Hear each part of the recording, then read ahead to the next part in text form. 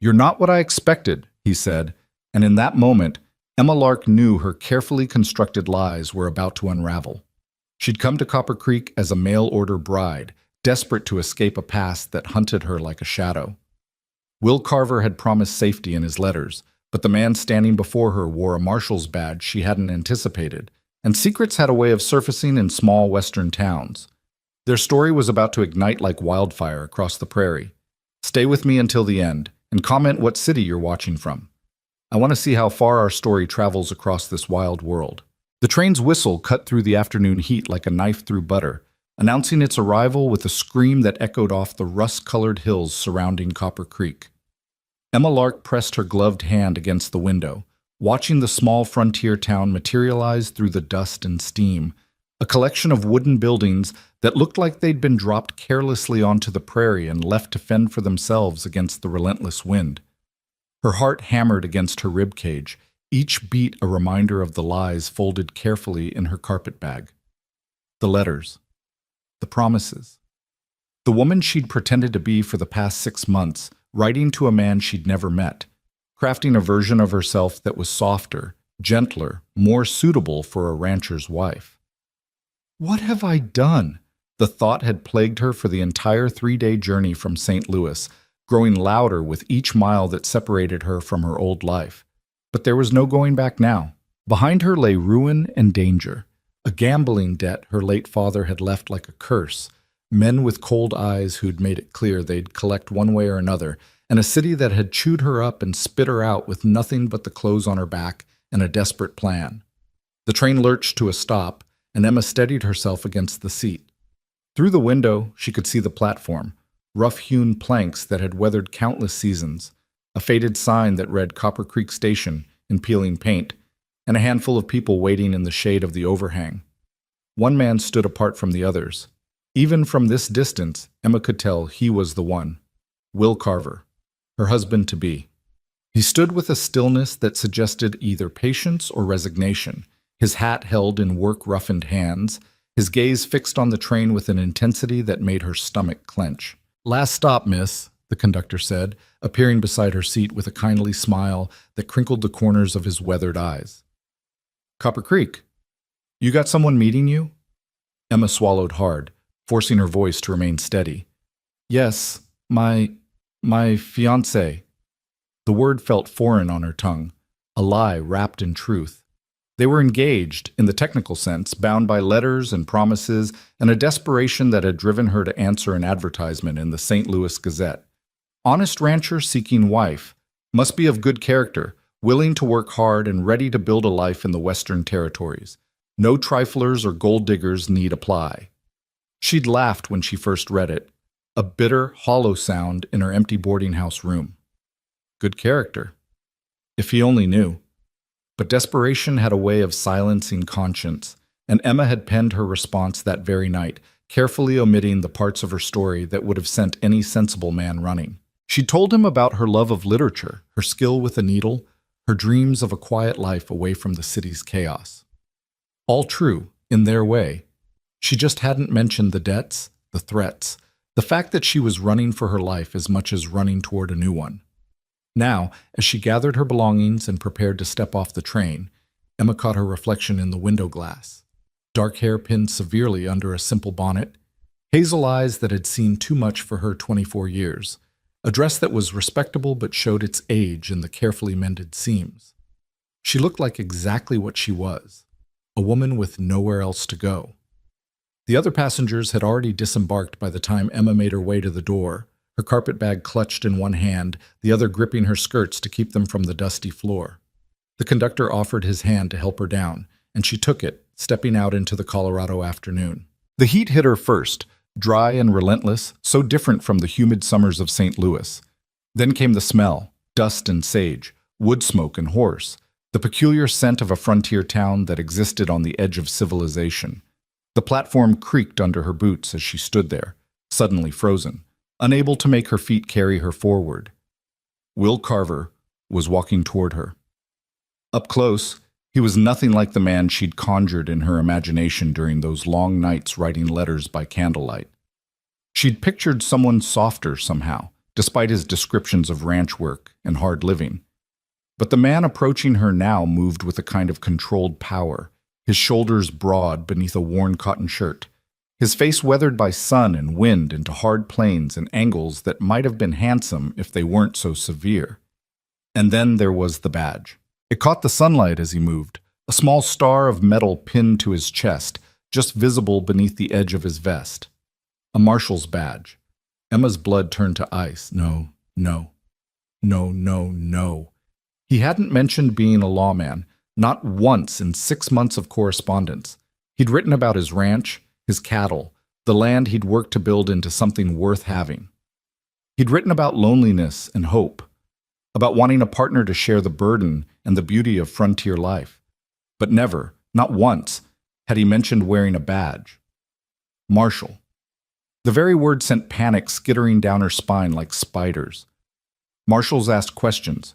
Marshals had connections, telegraphs that could send messages back east, ways of finding out about gambling debts, and the kind of men who collected them with brass knuckles and quiet threats.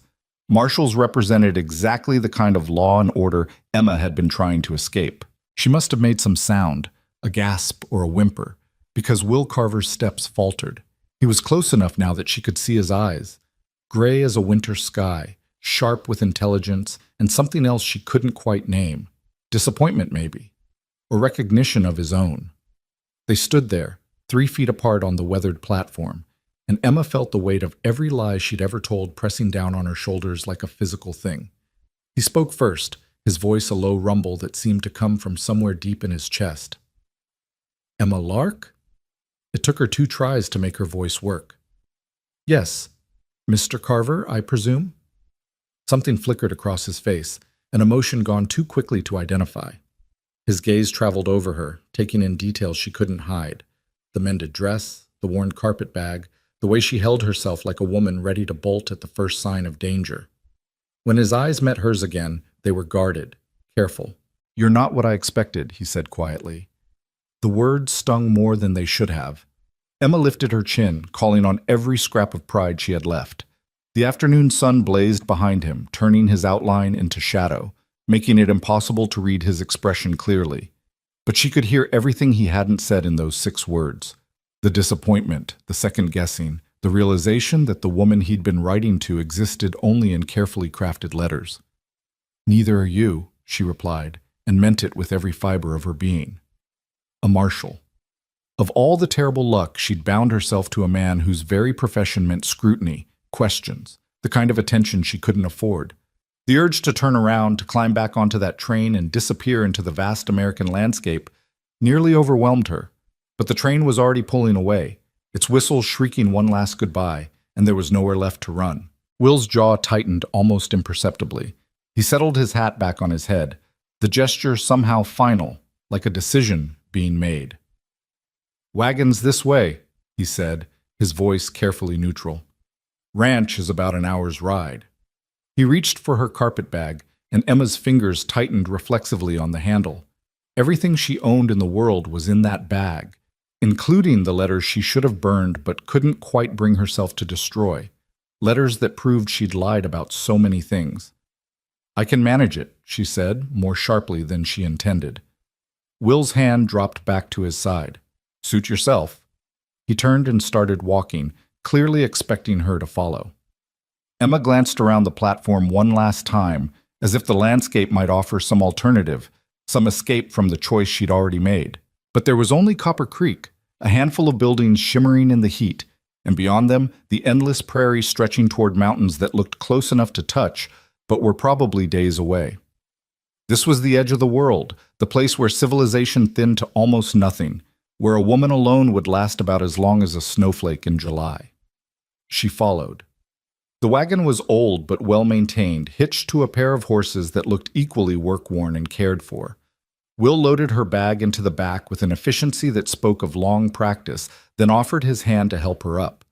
Emma hesitated only a moment before taking it, feeling the calluses on his palm, the strength in his grip as he steadied her onto the bench. He climbed up beside her, the wagon creaking under his weight, and took up the reins. With a click of his tongue, the horses started forward, pulling them away from the station and into the town proper. Copper Creek was exactly what Emma had expected, which was to say, not much. A wide main street of packed dirt, lined with the essential buildings of frontier commerce, a general store, a saloon, a blacksmith's forge sending up sparks, and the ring of hammer on anvil, a small church with a steeple that listed slightly to one side.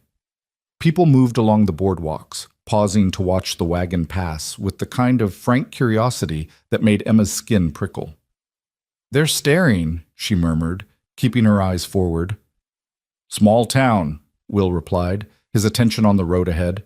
"Strangers always news. By tomorrow, everyone will know I collected my mail-order bride from the station." The term made her flinch. Mail-order bride. It sounded so transactional, so desperate, which she supposed was exactly what it was. A business arrangement dressed up in the language of courtship.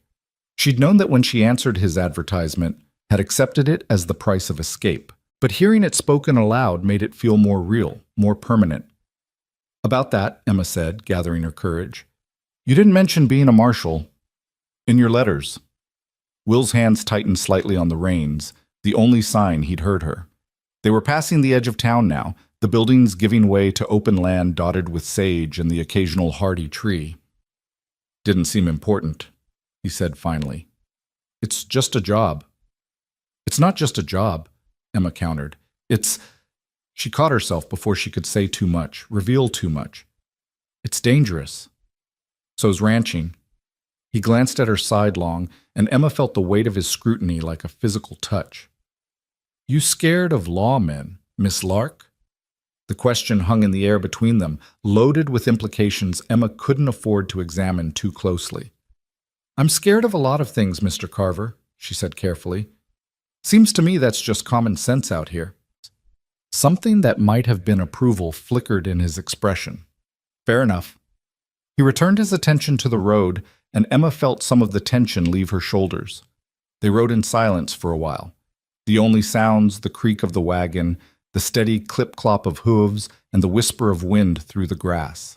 The prairie spread out around them like an ocean, endless and overwhelming, beautiful in a way that made Emma's chest ache. She'd spent her whole life in cities, surrounded by buildings and noise, and people pressed together in desperate proximity. This vast emptiness should have terrified her, but instead she felt something unexpected, a strange kind of peace, as if she could finally breathe after years of holding her breath. "It's beautiful," she said softly, more to herself than to him. Will turned to look at her, and this time his expression was less guarded, almost surprised. "You think so? Most women from back east find it desolate, lonely." "I am from back east," Emma replied, meeting his gaze, "and it is lonely, but that doesn't mean it isn't beautiful." For a long moment they simply looked at each other, and Emma saw something shift in Will's eyes, a reassessment perhaps, or the beginning of curiosity. Then he turned away, clearing his throat roughly. "Ranch is just over the next rise," he said. "It's not much, but it's mine. Ours," he corrected, the word awkward in his mouth. "If you decide to stay." If. Emma latched onto that word like a lifeline. It suggested choice, the possibility of escape if things went wrong, but it also suggested that Will Carver was as uncertain about this arrangement as she was, that maybe, just maybe, he had his own reasons for seeking a wife through the impersonal columns of a newspaper advertisement. The wagon crested the rise, and Emma got her first look at what would be her home. The ranch house sat in a shallow valley, sheltered from the worst of the prairie wind by a curve of the land. It was small, maybe 4 rooms, Emma guessed, built of rough-hewn timber that had weathered to a silvery gray. The roof needed work. She could see missing shingles from here. One of the porch posts listed at an angle, and the steps looked treacherous. Behind the house stood a barn in slightly better condition, a chicken coop, and a few outbuildings she couldn't identify. It was, as Will had said, not much, but it was also clearly loved, in a rough frontier way. Someone had planted wildflowers along the porch, scraggly things, but blooming bravely in the harsh climate.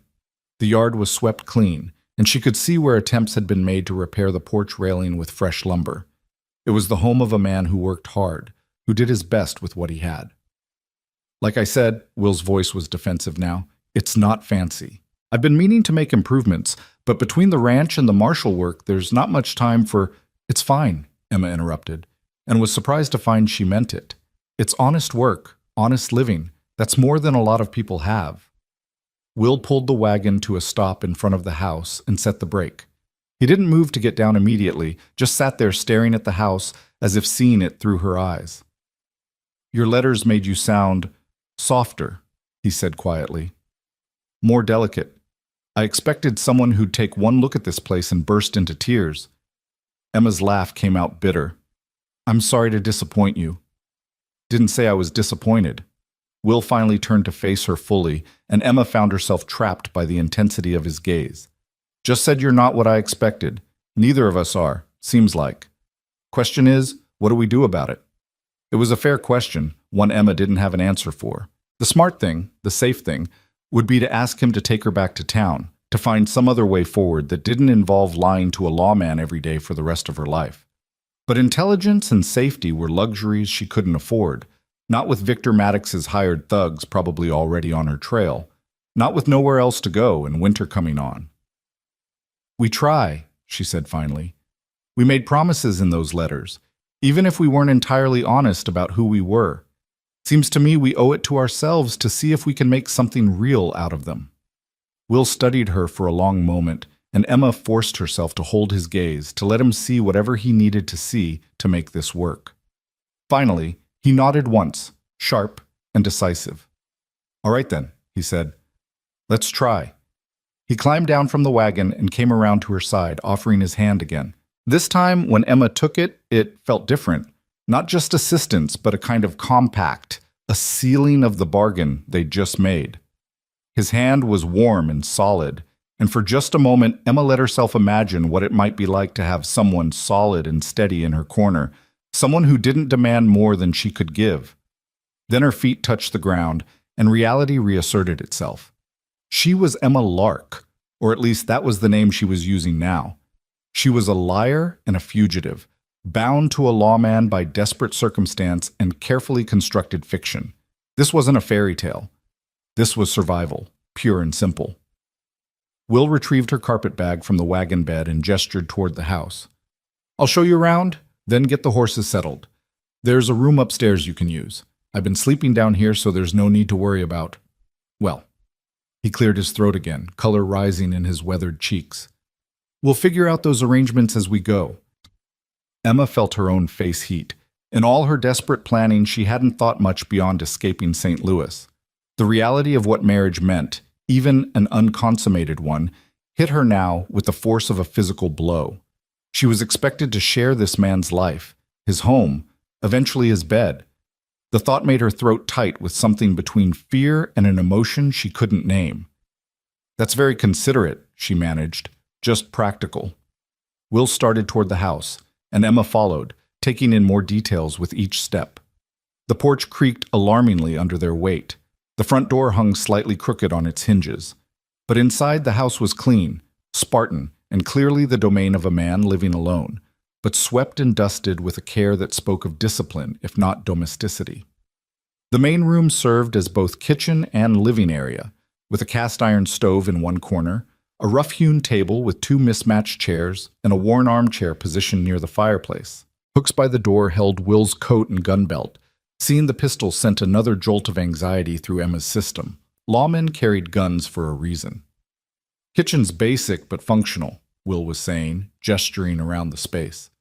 Pumps out back for water. I've got chickens for eggs, and there's usually decent hunting this time of year.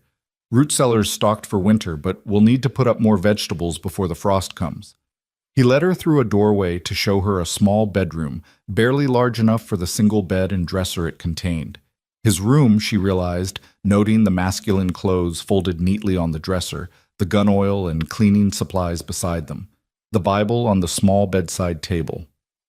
This is, she gestured vaguely. My room. Was my room, Will corrected.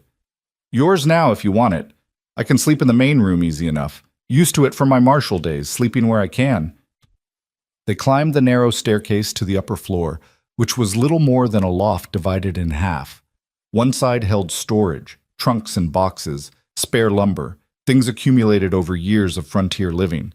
The other side had been set up as a bedroom, with a brass bed frame that had seen better days, a washstand, and a window that looked out over the prairie.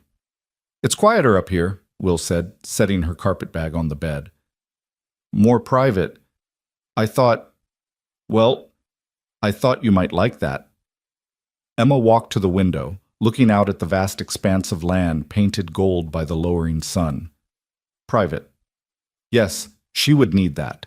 Space to think, to plan, to figure out how to maintain her carefully constructed lies in such close quarters with a man whose job was uncovering truth. "It's perfect," she said, and this time she wasn't lying. Will shifted his weight, clearly uncomfortable with domestic arrangements and emotional territory. "I'll leave you to settle in, then. There's water in the pitcher, and I'll bring up some more after I tend the horses. Dinner's usually simple. I'm not much of a cook, but I can manage beans and cornbread, keep us from starving." "I can cook," Emma heard herself say. "It's one of the things I told you that was actually true. I'm a fair hand in the kitchen." Something eased in Will's expression. Relief, maybe, that at least some of what she'd written hadn't been fabricated. That would be welcome. "Supplies are in the kitchen.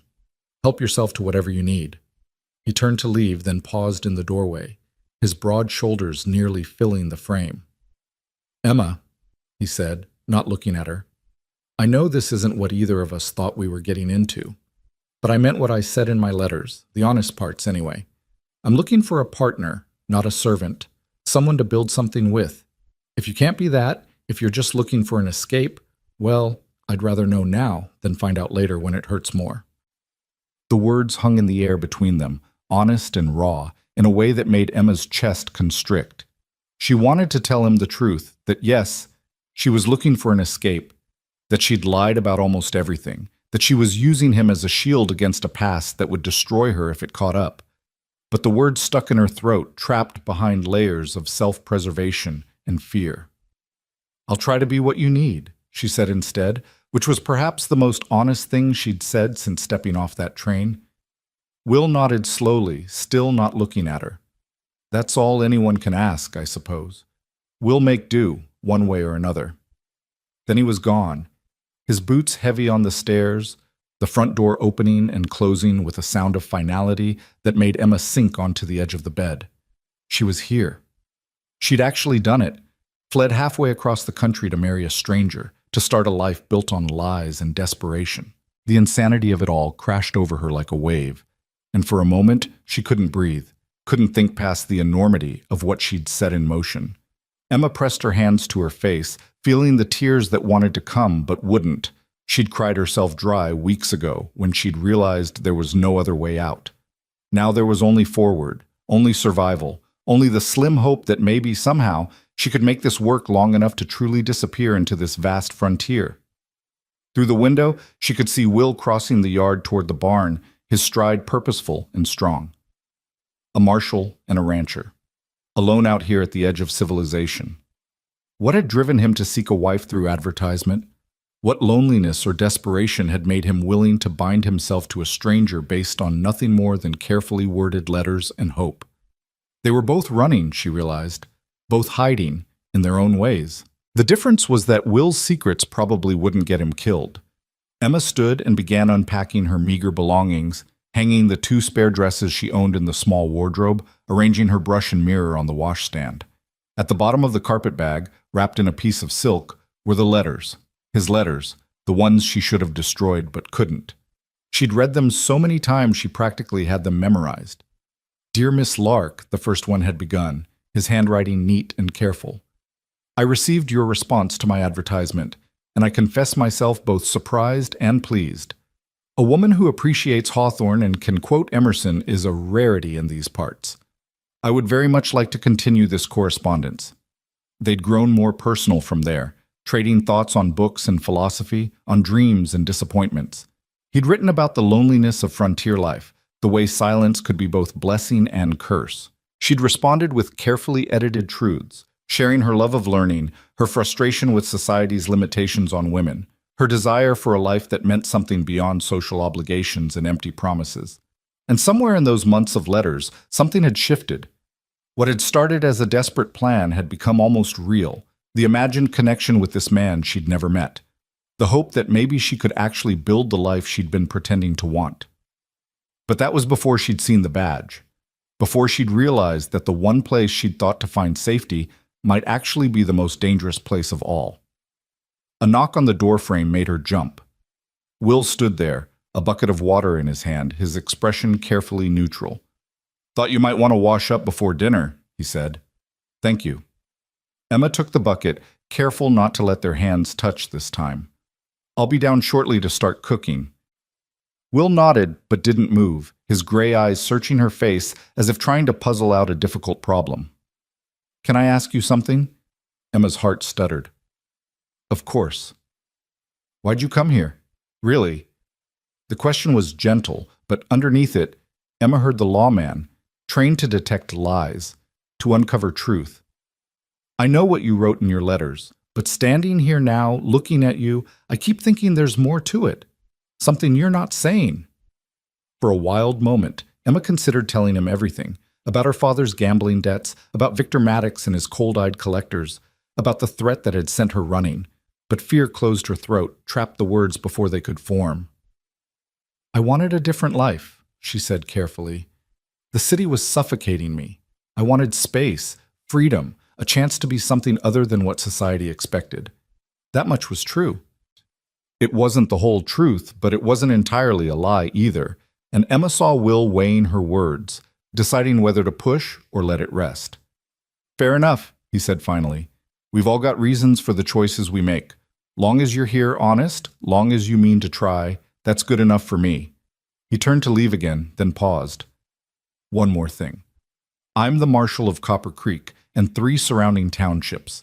It means I'm gone sometimes, chasing down outlaws or settling disputes. When I'm gone, you're alone out here. You know how to shoot?" Emma shook her head. "Then I'll teach you. Tomorrow, after the morning chores. Out here, being able to defend yourself isn't optional. It's survival, for women especially." "All right," Emma agreed, though the thought of holding a gun, of learning to use it, sent a chill down her spine. Will studied her a moment longer, then nodded and headed back downstairs. Emma listened to his boots on the wooden floor, the sound of him moving through the house he'd lived in alone for who knew how long.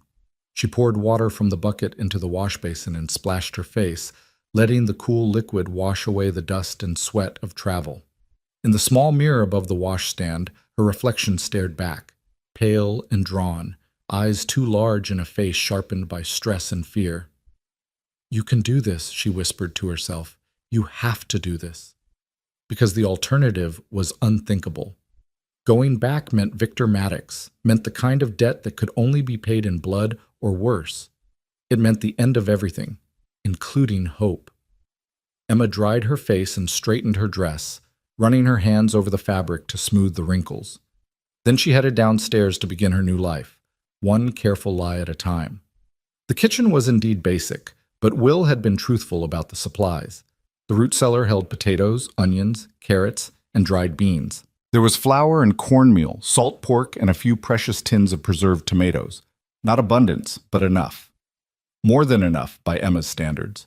She set to work with practiced efficiency, her hands finding comfort in familiar tasks, chopping vegetables, stoking the fire in the cast iron stove, measuring flour for biscuits. Cooking had always been a refuge for her, one of the few skills her mother had insisted she learn before consumption had taken her, leaving Emma alone with a father who loved cards more than his daughter. Will came in as she was sliding the pan of biscuits into the oven, carrying an armload of firewood. He stopped short, surprise flickering across his features as he took in the scene. The pot of stew simmering on the stove, the table set with mismatched plates, the smell of baking bread beginning to fill the small house. "You work fast," he said. Emma shrugged. "Idle hands and all that. Besides, I was hungry." "When's the last time you ate?" The question caught her off guard. "Yesterday morning, I think. On the train." Will's jaw tightened. "Should have thought to offer you something at the station. Sorry." "You didn't know." Emma stirred the stew, not looking at him. "We're strangers, remember? Still figuring each other out." "Suppose that's true." He stacked the firewood beside the stove, then washed his hands in the basin. "Smells good. Been a long time since this house had real cooking in it. They sat down to eat in awkward silence, the scrape of spoons against plates the only sound. The food was good. Emma had always had a knack for making something decent out of simple ingredients, but it sat heavy in her stomach, weighed down by nerves and the surreal reality of sharing a meal with her husband-to-be. "How long have you been a marshal?" she asked finally, needing to fill the silence. 3 years. Took over when old Marshal Daniels retired. Before that, I was just ranching, trying to make this place work. Will broke apart a biscuit, steam rising from the center. Marshal work pays steady, which helps when the cattle don't. Figured I could do both, at least until... Until what? He met her eyes across the table. Until I had a reason to stay put. A family, maybe. Something worth being home for. The implication hung between them, heavy with expectation and hope, and all the ways Emma was already failing to be what he needed. She looked down at her plate, unable to hold his gaze. "The badge," she said carefully. "Does it mean you're always on duty, always watching?" Will was quiet for a long moment. When Emma risked a glance up, he was studying her with that same penetrating intensity that made her feel transparent, as if he could see right through to all her carefully hidden secrets. "It means I uphold the law," he said finally. "Keep the peace, protect people who need protecting. But I'm not a man who goes looking for trouble where there isn't any, if that's what you're asking." It was, and it wasn't. Emma wanted to know if he'd investigate her past, if he'd start asking questions she couldn't answer. But she couldn't ask that directly without raising the very suspicions she was trying to avoid. "I'm just trying to understand what life will be like here," she said instead. "What I'm getting into." "Honest answer?" Will leaned back in his chair, firelight playing across his features. "Life here is hard. Winters are brutal. The work never ends. And yes, sometimes my marshal duties take me away from the ranch, sometimes into dangerous situations. But I've stayed alive this long by being careful and smart. I don't take unnecessary risks." "And what about me?" The question came out smaller than Emma intended. "What are the risks for me?" Will's expression softened slightly. "I won't lie to you. Being a marshal's wife isn't safe. There are men who'd use you to get to me if they thought they could. That's part of why I'll teach you to shoot, to defend yourself. But Emma, I promise you this. I'll do everything in my power to keep you safe. That's not an empty promise. That's a vow." The sincerity in his voice made Emma's throat tight. Here was this man offering protection to someone who'd lied to him from the first word, promising to keep her safe when he had no idea what he was protecting her from. The guilt of it was almost unbearable. "What if—" she started, then stopped, unsure how to finish. "What if what?" Emma took a breath, choosing her words carefully. "What if I'm not who you think I am? What if the woman in those letters was an ideal I couldn't quite live up to?" Will was quiet, his gray eyes never leaving her face. Then, to her surprise, a ghost of a smile touched his lips. "Emma, I fought in the war. I've seen men at their worst and their best. I've learned that nobody is exactly who they seem at first glance. We're all carrying something, hiding something, trying to be better than we are." He paused.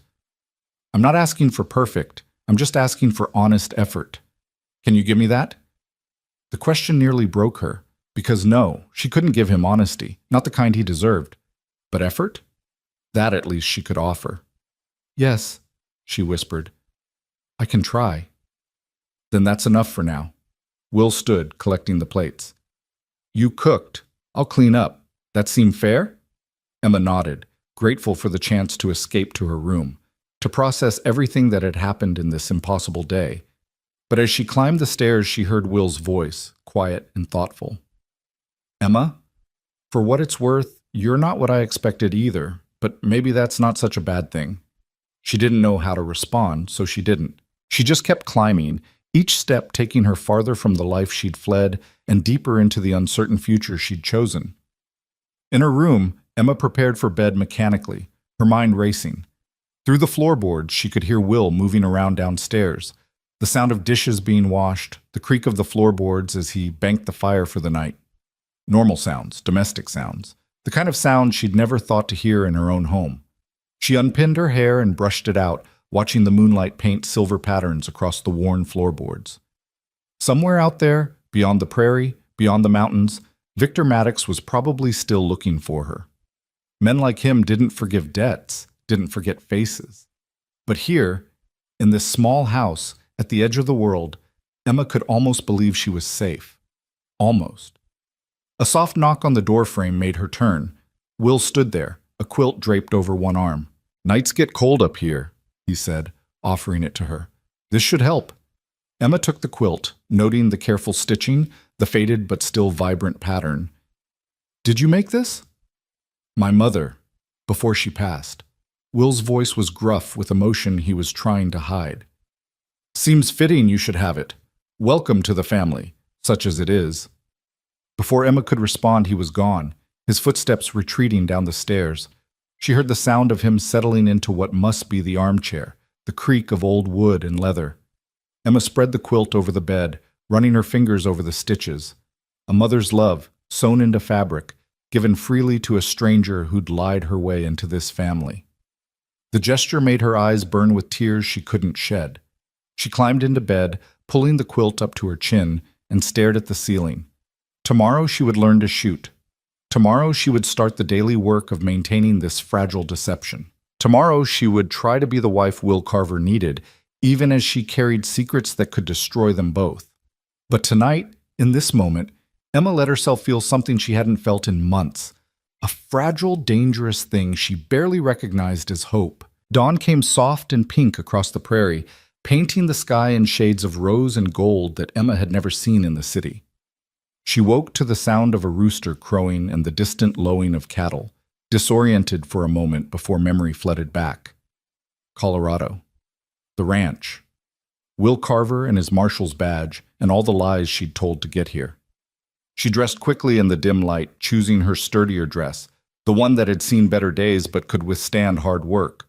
Her hands trembled slightly as she pinned up her hair, and she paused to press her palms flat against the washstand, forcing herself to breathe slowly. One day at a time. That was all she had to manage. Just one day. Downstairs, she found Will already awake, standing at the stove with his back to her. The smell of coffee filled the small kitchen, dark and bitter, and somehow comforting. He turned when he heard her footsteps, and Emma caught a flash of something in his expression before he schooled it into neutrality. Surprise, maybe, or appreciation. She couldn't tell. "Morning?" he said, his voice still rough with sleep. "Coffee's ready. Figured you might need it after yesterday." "Thank you." Emma poured herself a cup, wrapping her hands around the warm tin. The coffee was strong enough to strip paint, but she drank it anyway, grateful for the heat and the kick of caffeine. "What time do you usually start the day?" "Sunup. Animals don't wait for a man to feel ready." Will moved to the door, shrugging into his coat. "I'll handle the livestock this morning. Give you time to settle in, find your bearings. But starting tomorrow, I'll teach you the routine. Can't have you sitting idle while there's work to be done." Emma bristled slightly at the assumption, though she knew it was fair. "I'm not afraid of work, Mr. Carver." "Will," he corrected, settling his hat on his head. "We're past formalities now, don't you think? And I didn't say you were afraid, just saying there's a learning curve to ranch life. No shame in that." He left before she could respond, the door closing with a soft click. Through the window, Emma watched him cross the yard to the barn, his stride purposeful in the early morning light. There was something almost graceful in the way he moved, despite his size, the economy of motion that came from years of hard physical work. She finished her coffee and set about exploring the kitchen more thoroughly, opening cupboards and drawers, taking inventory of what existed and what was needed. The supplies were basic but adequate. Will clearly knew how to keep himself fed, if not particularly well. She found a sourdough starter in a covered crock, still active despite what must have been weeks of neglect. At least she could make decent bread. Emma was elbow deep in mixing biscuit dough when Will returned, stomping his boots clean at the door. He paused when he saw her working, something unreadable crossing his face. "You don't have to cook every meal," he said. "I can manage." "So can I." Emma shaped the dough with practiced efficiency. "Besides, seems to me a partnership means sharing the load. You handle the livestock, I'll handle the kitchen. Fair trade." Will hung his hat on the hook, considering her words. "Fair enough. But there's more to running a ranch than cooking and feeding animals. I meant what I said about teaching you to shoot. After breakfast, if you're willing. The thought of holding a gun still made Emma's stomach clench, but she nodded. I'm willing. They ate in companionable silence, the awkwardness of the previous night easing slightly. The biscuits were good, even Will admitted as much, in his spare way, and Emma felt a small swell of pride at the simple accomplishment. At least she could contribute something real to this arrangement. After the dishes were cleared, Will led her outside to a cleared area behind the barn. The morning had warmed slightly, but the air still held the crispness of high-altitude autumn. He'd set up a row of tin cans on a fence post, and he carried 2 guns, his service revolver and a smaller pistol that looked almost delicate in his large hands. This was my mother's, he said, offering her the smaller gun. .22 caliber, good for learning, less kick than a .45. Emma took it gingerly, surprised by the weight. The metal was cool against her palm, the wooden grip worn smooth by years of use. Your mother knew how to shoot? Had to. My father was gone a lot, freight hauling, then the war. She ran the homestead alone for months at a time with me just a boy. Couldn't afford not to know. Will moved behind her, close enough that she could feel the warmth of him at her back. Here, let me show you how to hold it properly. His hands covered hers, adjusting her grip, and Emma's breath caught. It was the most intimate contact they'd had, and despite everything, the lies, the fear, the strangeness of it all, she felt something flutter in her chest that had nothing to do with anxiety. Feet shoulder-width apart, Will instructed, his voice low near her ear. Bend your knees slightly. You want a stable base. The gun's going to want to jump when you fire, so you need to be ready for it. Emma tried to focus on his words rather than his proximity, adjusting her stance as he directed. His hands were patient on hers, guiding but not forcing, and she could feel the calluses on his palms, evidence of years of hard labor. Now, line up the sights, he continued. Front sight, back sight, target. Keep both eyes open. I know that feels wrong, but you need the full field of vision. Breathe steady. When you're ready, squeeze the trigger slow. Don't jerk it. All right. Emma sighted down the barrel, trying to line up the can, wavering in her vision. Her hands were shaking slightly, making it impossible to hold steady.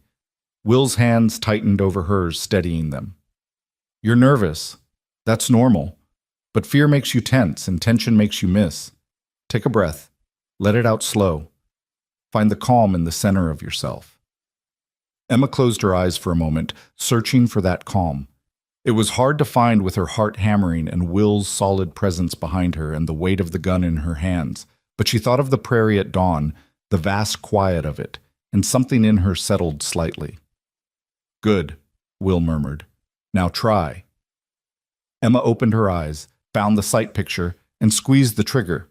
The gun barked, a sharp crack that echoed across the prairie, and kicked back into her palm. The bullet went wide, kicking up dust 3 feet to the left of the fence post. But Emma barely noticed the miss. She was too caught up in the visceral shock of it, the noise, the recoil, the sudden understanding of the destruction this small piece of metal could unleash. Not bad for a first shot, Will said, stepping back to give her space. You didn't close your eyes or flinch. That's more than most people manage. Try again. Emma raised the gun, her hand steadier now that she knew what to expect. This time she took her time, breathing the way he'd taught her, finding that still place inside. When she squeezed the trigger, the can jumped. Not a direct hit, but close enough to clip the edge and send it spinning. Better, Will said, and she could hear the approval in his voice. Keep practicing. A full cylinder's worth, 6 shots. Get comfortable with the weight, the trigger pull. I'll be right here if you need me. Emma fired the remaining rounds, each shot feeling a little less foreign, a little more controlled. By the 6th shot, she actually hit a can dead center, the metallic clang of impact satisfying in a way she hadn't expected. I hit it, she said, surprised by her own delight. Will smiled, a real smile, the first she'd seen from him, and it transformed his face completely. The hard lines softened, and his eyes crinkled at the corners, and for a moment Emma caught a glimpse of who he might have been before life had weathered him into stone. You did, he agreed. You've got steady hands and a good eye. With practice, you'll be better than decent. He showed her how to reload.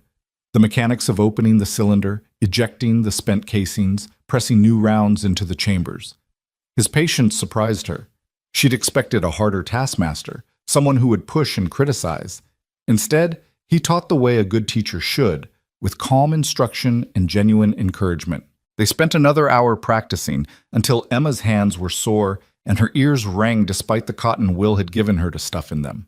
By the end, she was hitting the cans more often than not, and something in her had shifted.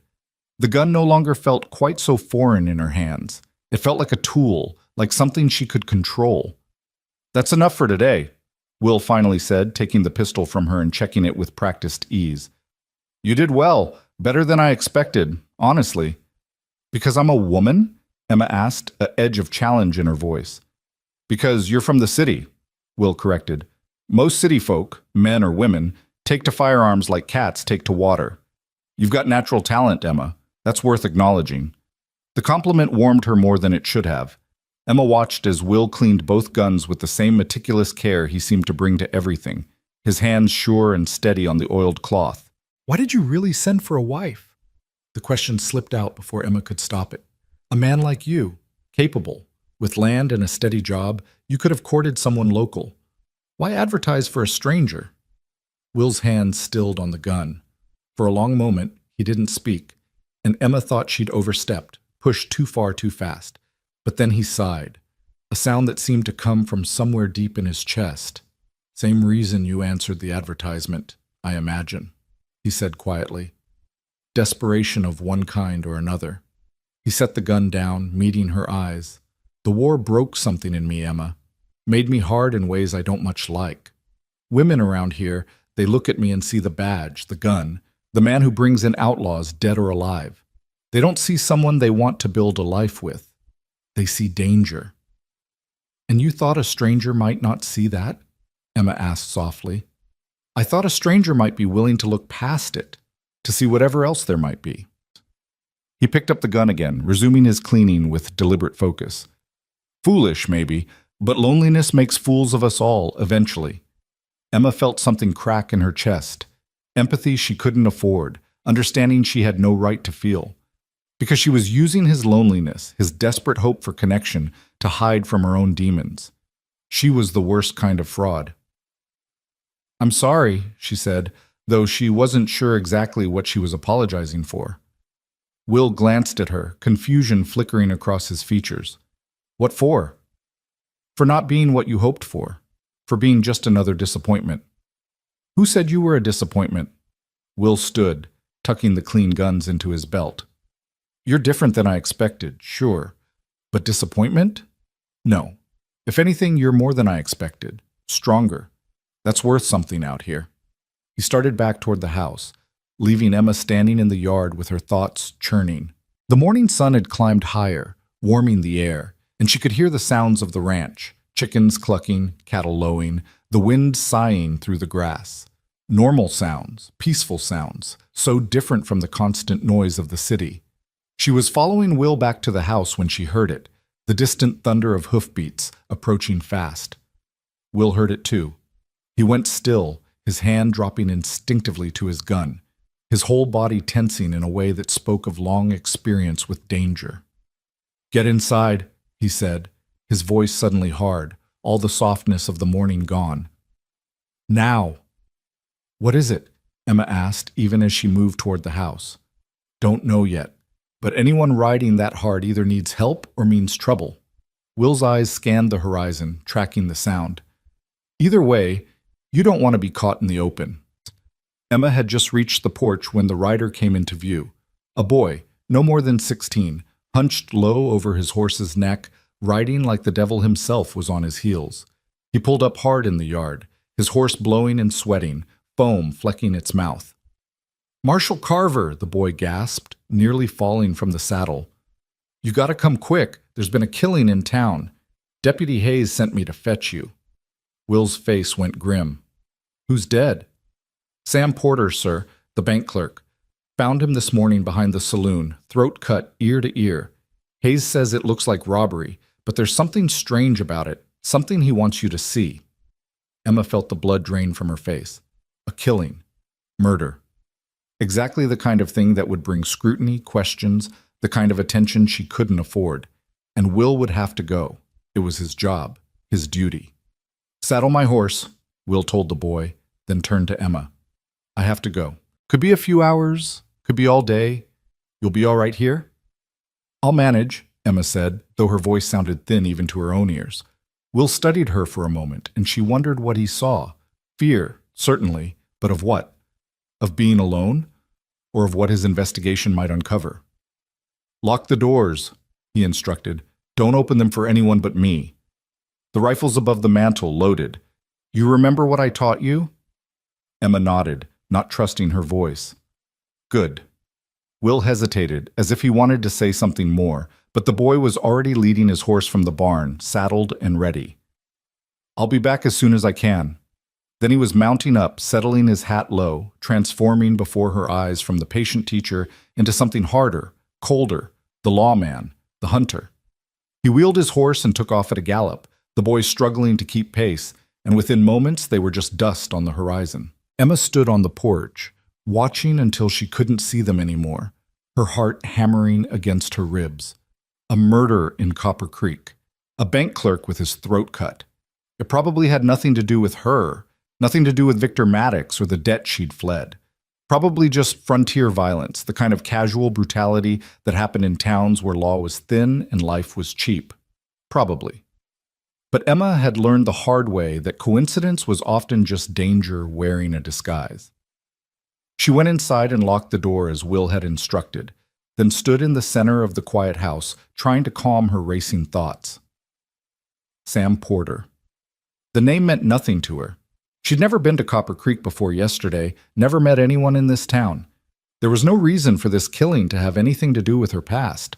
No reason at all, except that men like Victor Maddox had reach. They had connections, networks that spread like spiderwebs across the country.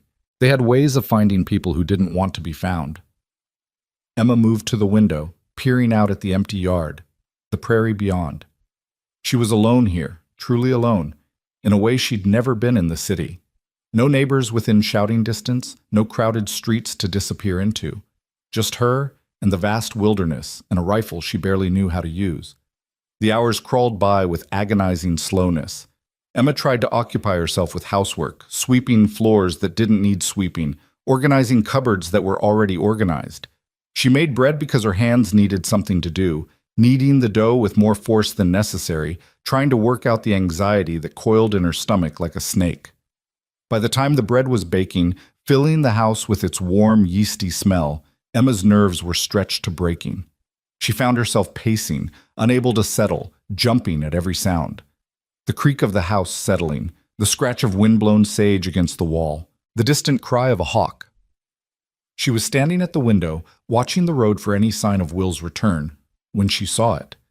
Another rider, approaching from the east. Not Will. This horse was different, lighter in color, and the rider's silhouette was wrong, too lean, too unfamiliar. Emma's hand went to her throat, her pulse suddenly deafening in her ears. The rider was coming straight toward the house, not hurrying, but purposeful, as if he knew exactly where he was going. She backed away from the window, her mind racing. Will had said not to open the door for anyone, but what if this was someone legitimate? A neighbor, another rancher, someone with business at the Carver Ranch? Or what if it wasn't? Emma moved to the mantel, reaching for the rifle Will had said was there. Her hands trembled as she lifted it down, feeling the weight of it, so much heavier than the pistol she'd practiced with that morning. She checked it the way Will had shown her, loaded, ready to fire. The hoofbeats were closer now, entering the yard. Emma moved to the side of the window where she could see out without being clearly visible, the rifle clutched in her hands. The rider was a man, middle-aged, dressed in dusty trail clothes. He had a hard face, weathered and scarred, and when he dismounted, Emma saw the gun belt slung low on his hip, the kind professional gunmen wore. He approached the house slowly, his eyes scanning the windows, the door, taking in details with the practiced assessment of someone who'd done this many times before. He knocked, 3 sharp raps that made Emma flinch. "Mrs. Carver?" His voice was rough, like gravel in a tin cup. "Mrs. Carver, I know you're in there. I can see the smoke from your chimney, smell the bread baking. I'm not here to hurt you. I just need to talk." Emma said nothing, barely breathing, the rifle heavy in her hands. The man waited, then knocked again. Marshal Carver asked me to check on you. There's been some trouble in town. He wanted to make sure you were safe out here. It was a lie. It had to be. Will would have sent the boy back if he'd wanted to check on her, or come himself, or sent his deputy. He wouldn't send a stranger, especially not one who moved like a predator. Mrs. Carver, I can wait out here all day if I need to. Or you can open the door and we can have a civilized conversation. Your choice. Emma's hands tightened on the rifle. Through the window, she could see the man settling himself on the porch steps, making himself comfortable. He pulled out a tobacco pouch and began rolling a cigarette, calm as Sunday morning, as if he had all the time in the world. She was trapped. She couldn't leave. He'd see her the moment she tried for the barn. She couldn't send for help. There was no one close enough to hear, even if she screamed. And she couldn't trust that he'd simply leave if she waited him out. The man lit his cigarette, took a long drag, and exhaled slowly. I know who you are, Emma Lark, he said conversationally, as if they were discussing the weather. Or should I say, Emma Hartley. That is your real name, isn't it? The one you used back in St. Louis before you decided to reinvent yourself. Emma's blood turned to ice. No, this couldn't be happening. Not here, not now, not when she'd just started to believe she might actually be safe. Victor Maddox sends his regards, the man continued. Says your father owed him a considerable sum. Says that debt doesn't die just because your father did. Says it passes to family the way these things do. Emma's legs went weak. She sank down beside the window, the rifle across her lap, her whole body shaking. This was it. This was the reckoning she'd been running from, catching up to her faster than she'd ever imagined possible. Now Victor's a reasonable man, the stranger went on. He understands you might not have the cash on hand, but he's willing to work something out. All you have to do is come with me. Have a conversation. No one needs to get hurt. No one needs to involve your new husband in this unfortunate business. The threat was clear. Cooperate, or Will would become a target too. Emma closed her eyes, fighting back the tears that wanted to come. She'd done this. She'd brought this danger to Will's doorstep, put a good man in the crosshairs of the kind of evil he couldn't possibly understand. I need an answer, Mrs. Carver, the man said, his voice hardening slightly. And I need it soon. My patience isn't unlimited. Emma opened her eyes, staring at the rifle in her hands. She could shoot him. Will had taught her how. She could open the door and put a bullet in him before he knew what was happening. But then what? Maddox would send others. Men like this didn't work alone. They were the first wave, the warning shot. Killing him would only make things worse, but going with him meant death, or worse than death. It meant everything she'd run from catching up in the most brutal way possible. I'll give you to the count of 10, the man said. Then I'm coming in, and we'll have this conversation on my terms instead of yours. 1, 2. Emma's mind raced, searching for options, for any way out of this trap. She could try to slip out the back, make a run for it across the prairie, but he'd hear her, catch her easily on horseback. She could barricade herself in, hope Will came back before the man broke through. But if Will came back to find this, if he got caught in whatever violence was about to unfold. 3, 4. The rifle, the loaded rifle in her hands, the marksmanship Will had praised just hours ago. It wasn't much, but it was something. Emma stood on trembling legs and moved to the door, positioning herself to the side where she'd have a clear shot when it opened. Her hands were slick with sweat, her heart pounding so hard she thought it might burst from her chest. 5, 6. She raised the rifle to her shoulder, sighting down the barrel the way Will had taught her. Breathe, find the calm, squeeze, don't jerk. 7, 8. The sound of hoofbeats made them both freeze. Rapid hoofbeats, multiple horses, approaching fast.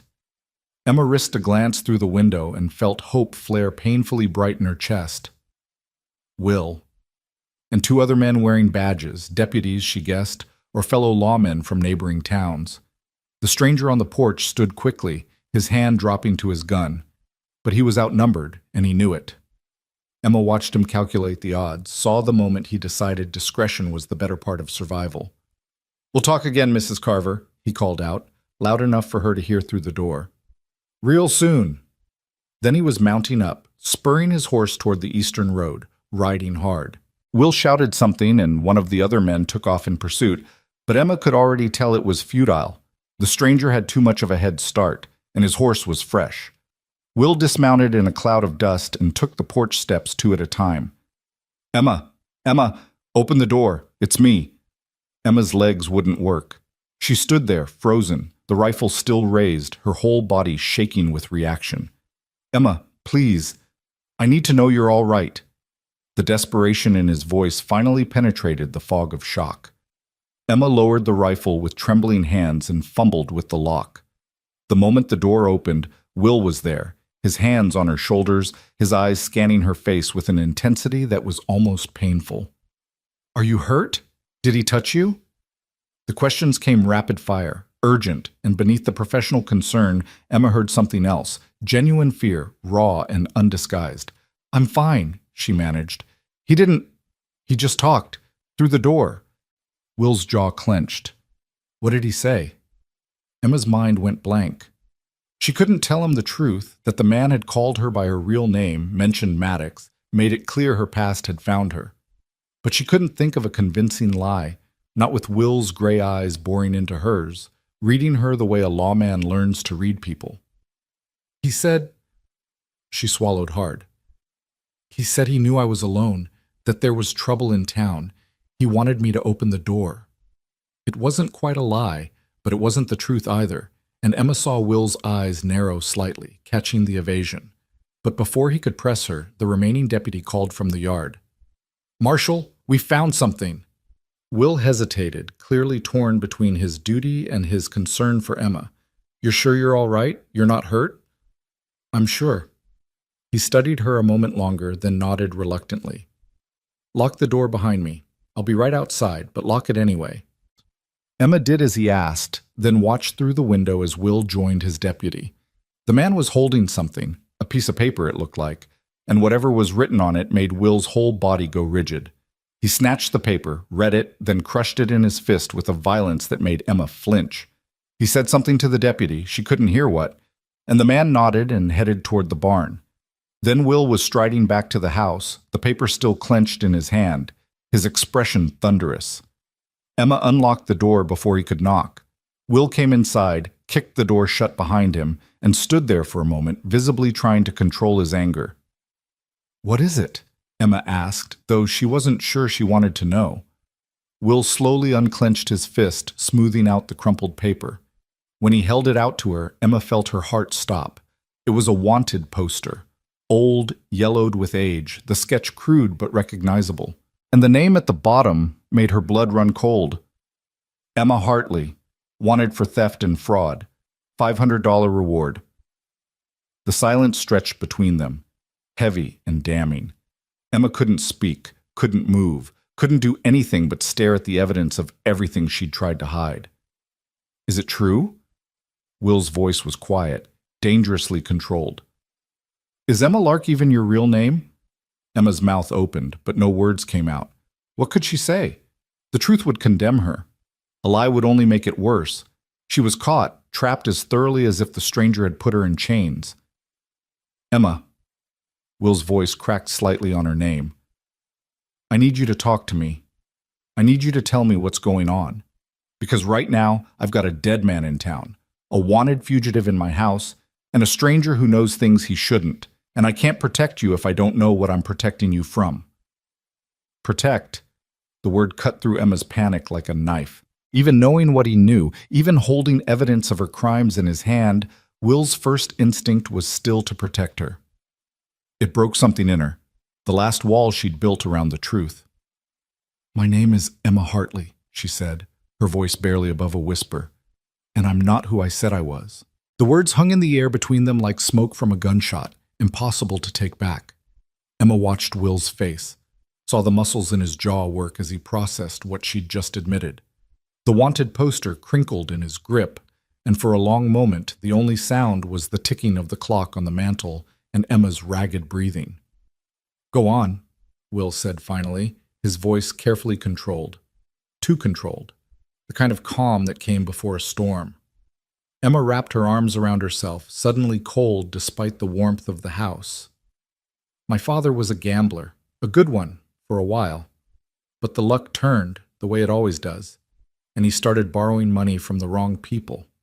Victor Maddox. Just saying the name made her feel sick. When my father died, Maddox said the debt passed to me. $20,000. Will's eyes widened slightly. 20,000. I didn't have it. I had nothing. No money, no family, no way to pay. Maddox's men made it clear what would happen if I didn't settle up. Emma's hands trembled as she continued. So I ran. Changed my name, saw your advertisement, and thought... Her voice broke. I thought I could disappear. Start over where no one would find me. The charges on this poster, Will said, holding it up. Theft and fraud. Did you steal from Maddox? No. Emma shook her head vehemently. I worked as a seamstress, did alterations for a dress shop. When I left St. Louis, I took fabric that I'd already paid for, materials for orders I'd been working on. But the shop owner, she was connected to Maddox somehow. She filed charges, made it look like I'd robbed her. It was a lie. But who's going to believe a poor seamstress over a respected business owner? Will was quiet, studying the poster with a lawman's eye. Emma watched him, trying to read his expression, but he'd gone distant, closed off in a way that terrified her more than anger would have. The man who was here, Will said slowly. He worked for Maddox? I think so. He knew my real name. He knew about the debt. Emma's voice dropped to barely a whisper. He said Maddox wants to talk. That's what men like Maddox say before they kill you. Will crumpled the poster again, shoving it into Olga's pocket. He paced to the window, staring out at the prairie, his shoulders tight with tension. Emma stood frozen, waiting for judgment, for condemnation, for him to tell her to pack her things and get out. The man in town, Will said, his back still to her. Sam Porter. They cut his throat, but that's not what killed him. He drowned, in about an inch of his own blood, the doc says. Took him several minutes to die. That's a message killing, Emma, the kind men like Maddox used to send warnings. Emma's legs went weak. She sank into a chair, horror washing over her. You think Maddox killed him? But why? Sam Porter, I don't even know who that is. Bank clerk, Will said, turning to face her. His eyes were hard, but underneath Emma saw something else. Calculation. The mind of a marshal working through a puzzle. He processed the telegraphs that came through the bank.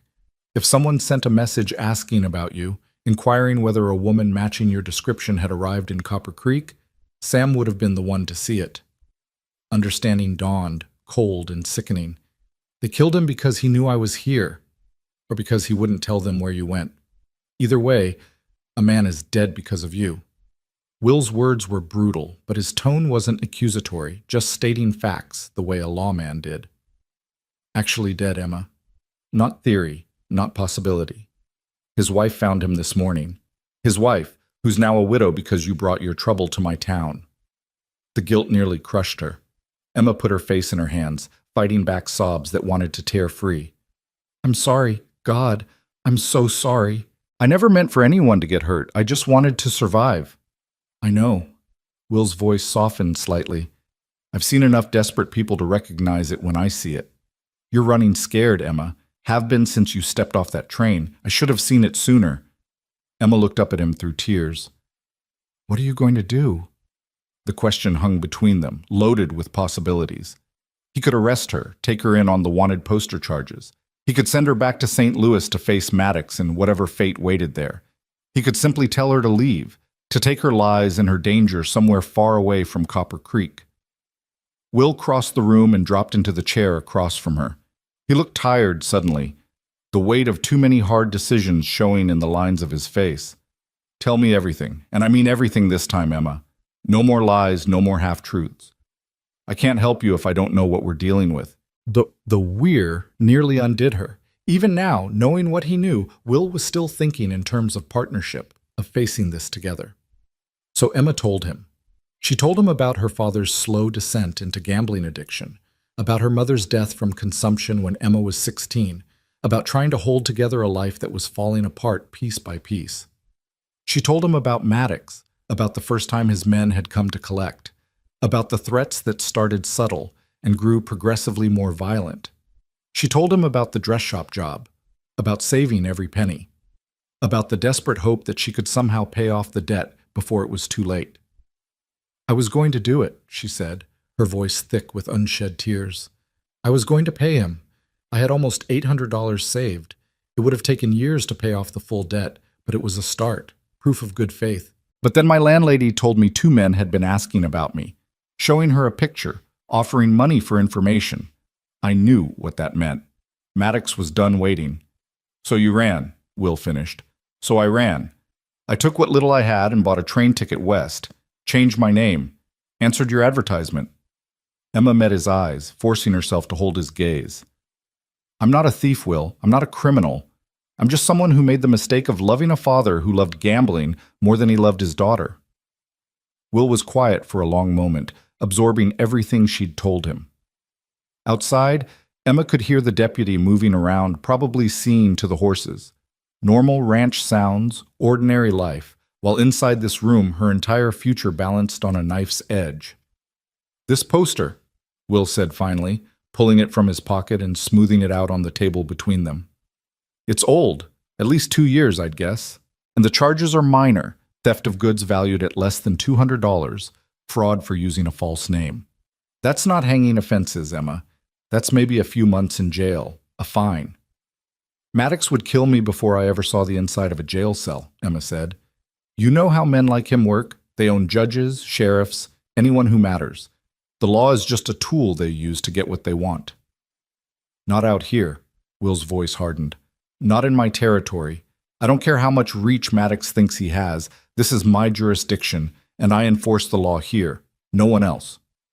Emma wanted to believe him, wanted to trust in the strength she heard in his voice. But she'd seen what Maddox could do, seen how easily power corrupted, how money bought loyalty and silence. "You're one man, Will. One marshal in a territory too big to control. Maddox has resources, connections. He'll send more men, better men than the one who came today. And eventually we'll deal with them too." Will stood, paced to the window again. "That man today? You recognize him?" Emma shook her head. "No, but Maddox employs a lot of men. Enforcers, debt collectors, worse." "He had a scar," Will said. "Right side of his face, running from his eye to his jaw. Walked with a slight limp favoring his left leg. Ring any bells?" "No, I'm sorry." Will nodded, still staring out the window. "My deputy's riding back to town to send some telegraphs. I've got contacts, other marshals, sheriffs, even some Pinkertons I trust. We're going to find out who that man was and who he's working for. And we're going to get word to Maddox that Emma Hartley died somewhere between St. Louis and Colorado. Fever, accident, doesn't matter. We're going to make you disappear properly this time." Hope flared in Emma's chest, bright and painful. "You think that'll work?" "I think it's worth trying.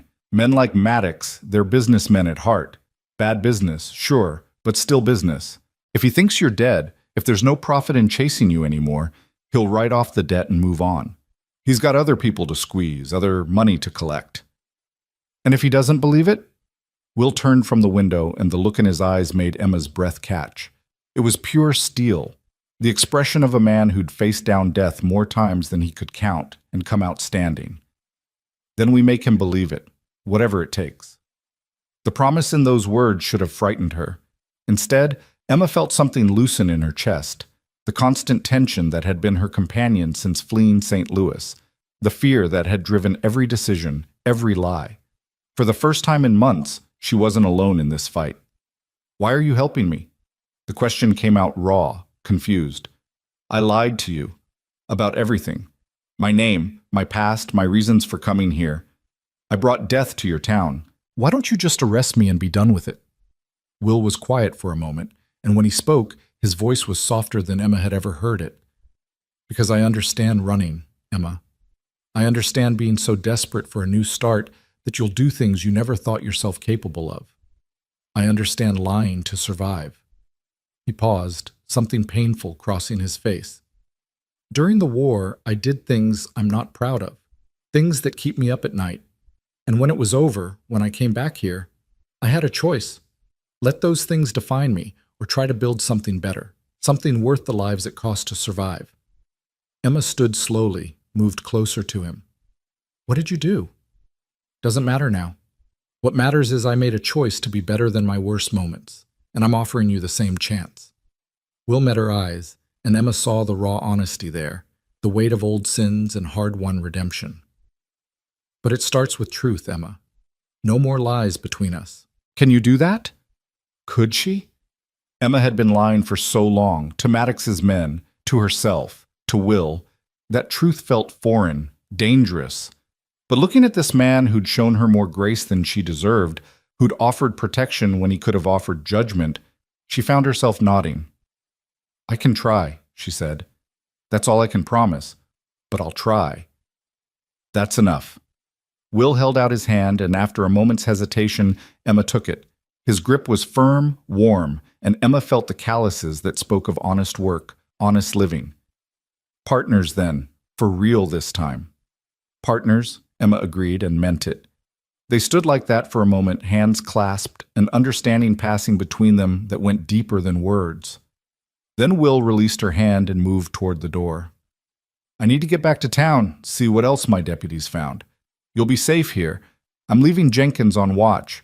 He's young, but he's good, and he'll raise hell if anyone comes within a mile of this place.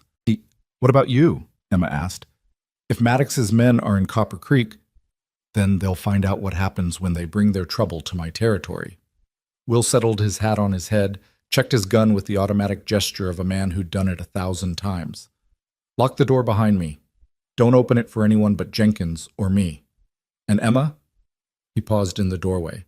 Keep that rifle close, just in case.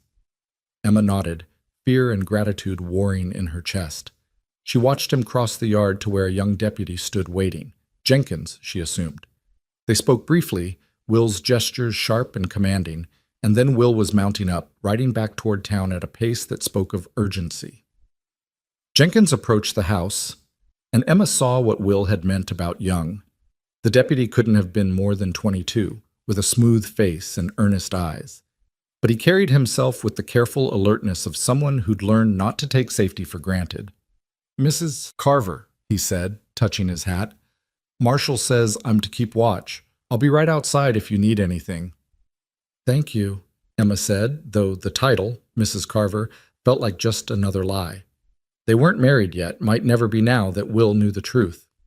She closed and locked the door, then moved through the house, checking windows, making sure everything was secure.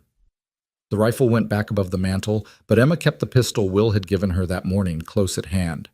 Her mother's gun, Will had said.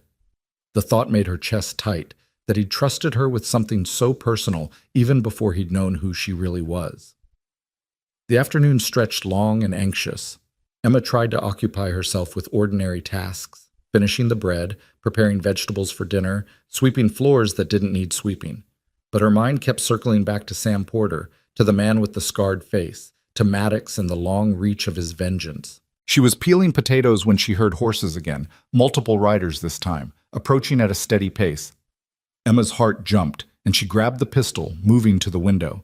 But it was Will returning, along with 2 other men she didn't recognize. They all wore badges, and Emma relaxed slightly. Lawmen, Will's reinforcements. She unlocked the door as Will dismounted, and he waved her back inside with a gesture that brooked no argument. The men gathered in the yard, their voices too low for Emma to make out, but she could see the tension in their postures, the way they kept scanning the horizon. Finally, Will broke away and came inside, closing the door firmly behind him. His face was grim, and Emma knew before he spoke that the news wasn't good. They found the man with the scar, Will said without preamble. Or what's left of him. Someone put 3 bullets in him about 5 miles east of here, left him for the buzzards. Emma felt the room tilt. Maddox? That'd be my guess. Dead men can't talk, can't tell us who hired them or what they know. It's a clean ending, for Maddox anyway. Will removed his hat, ran a hand through his hair in frustration. We're dealing with someone smart, Emma. Someone who plans ahead, covers tracks. That makes this harder. What do we do? Will met her eyes, and Emma saw the determination there, the stubborn refusal to back down. We stick to the plan. I've sent telegraphs to contacts in St. Louis, asking them to put out word that Emma Hartley died of fever in Kansas. Got a doctor there who owes me a favor. He'll produce a death certificate if needed. Meanwhile, you're Emma Carver now, my wife, fresh from back east. New name, new life, new identity that's actually legal this time. Emma's breath caught. We're not married, Will. We will be. Tomorrow, if you're willing. Circuit preachers due in Copper Creek comes through once a month. We'll make it official, make you legally Emma Carver. That gives you protection, Emma. As my wife, you've got legal standing, rights, and it makes the story more believable. It was practical, sensible, the smart move strategically. But Emma heard what Will wasn't saying, that this would be a marriage of convenience, protection rather than partnership, legal contract rather than love. And after? She asked quietly. After Maddox believes I'm dead? After the danger passes? What then? Will was quiet for a long moment. Then we figure it out. Maybe we make it work for real. Maybe we go our separate ways, but either way, you'll be free. That's what matters. Emma wanted to argue, to say that freedom bought with such sacrifice wasn't really freedom at all. But she was tired, so tired of running, of lying, of looking over her shoulder. If Will was offering her a way out, who was she to refuse? All right, she said. Tomorrow. We'll make it official. Something flickered in Will's eyes. Relief, maybe, or resignation. I'll sleep in the barn tonight. Won't be proper otherwise, what with the preacher coming. Jenkins and the others will keep watch in shifts. You should get some rest. He moved toward the door, but Emma's voice stopped him. Will? Thank you. For believing me. For helping me. I don't deserve it, but thank you. Will turned, and for just a moment his expression softened. Maybe you don't think you deserve it. But Emma, everyone deserves a chance to start over, to be better than their worst day. I'm just giving you what I wish someone had given me. Then he was gone, the door closing softly behind him. Emma stood alone in the quiet house, processing everything that had happened. Tomorrow, she would become Emma Carver. Tomorrow, she would bind herself legally to a man she barely knew, a man she'd lied to from the beginning. Tomorrow, she would try to build a life on the ashes of the one she'd fled. But tonight, she was still Emma Hartley, or whatever fractured version of herself she'd become in the months of running and hiding. Tonight, she could grieve for the woman she might have been. If the world had been kinder, if her father had been different, if Maddox had never darkened her door. Emma climbed the stairs to her room, exhaustion settling into her bones. She changed into her nightgown and sat on the edge of the bed, staring at her reflection in the small mirror on the washstand. Dark circles shadowed her eyes, and her face looked thin, drawn. She barely recognized herself anymore. A sound from outside made her tense, footsteps on the porch, measured and careful. Emma reached for the pistol on the bedside table, her heart hammering. Mrs. Carver! Jenkins' voice, young and apologetic. Sorry to disturb you, ma'am. Just doing rounds, making sure everything's secure. You all right in there? Emma exhaled slowly. I'm fine, Deputy. Thank you for checking. Yes, ma'am.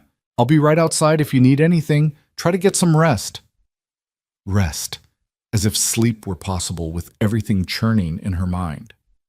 Emma lay back on the bed, staring at the ceiling, counting the knots in the wood planks overhead. Somewhere out there, Maddox was hunting her.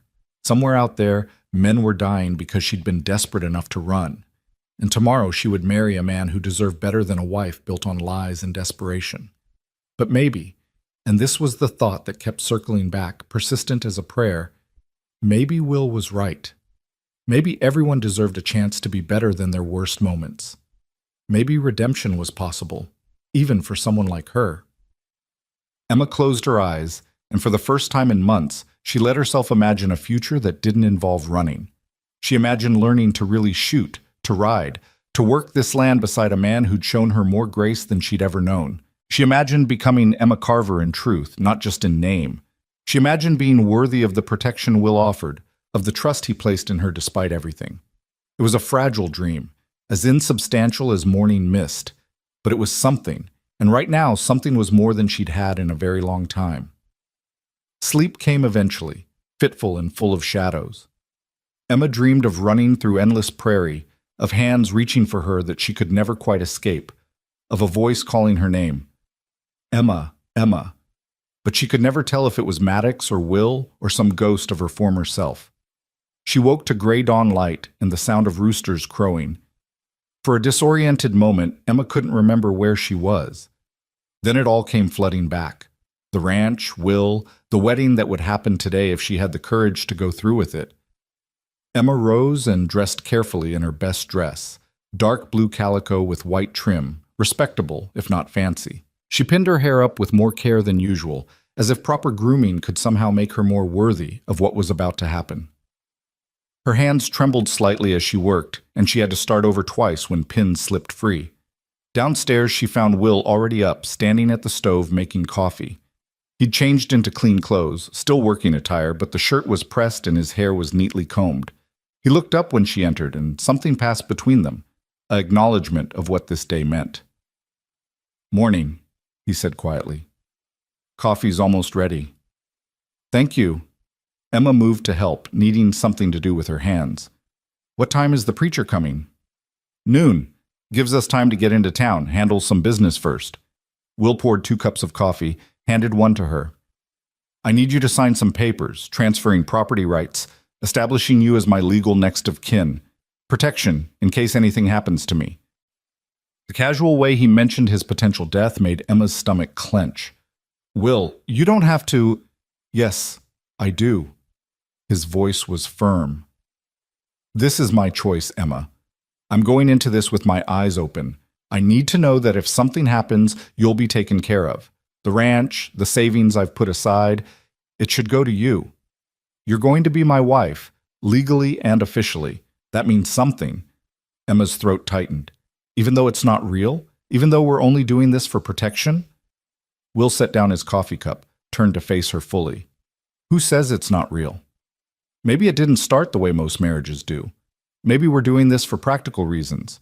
But Emma, marriage is what you make it. And I figure we've got as good a chance as any of making something real out of this arrangement, if we want to."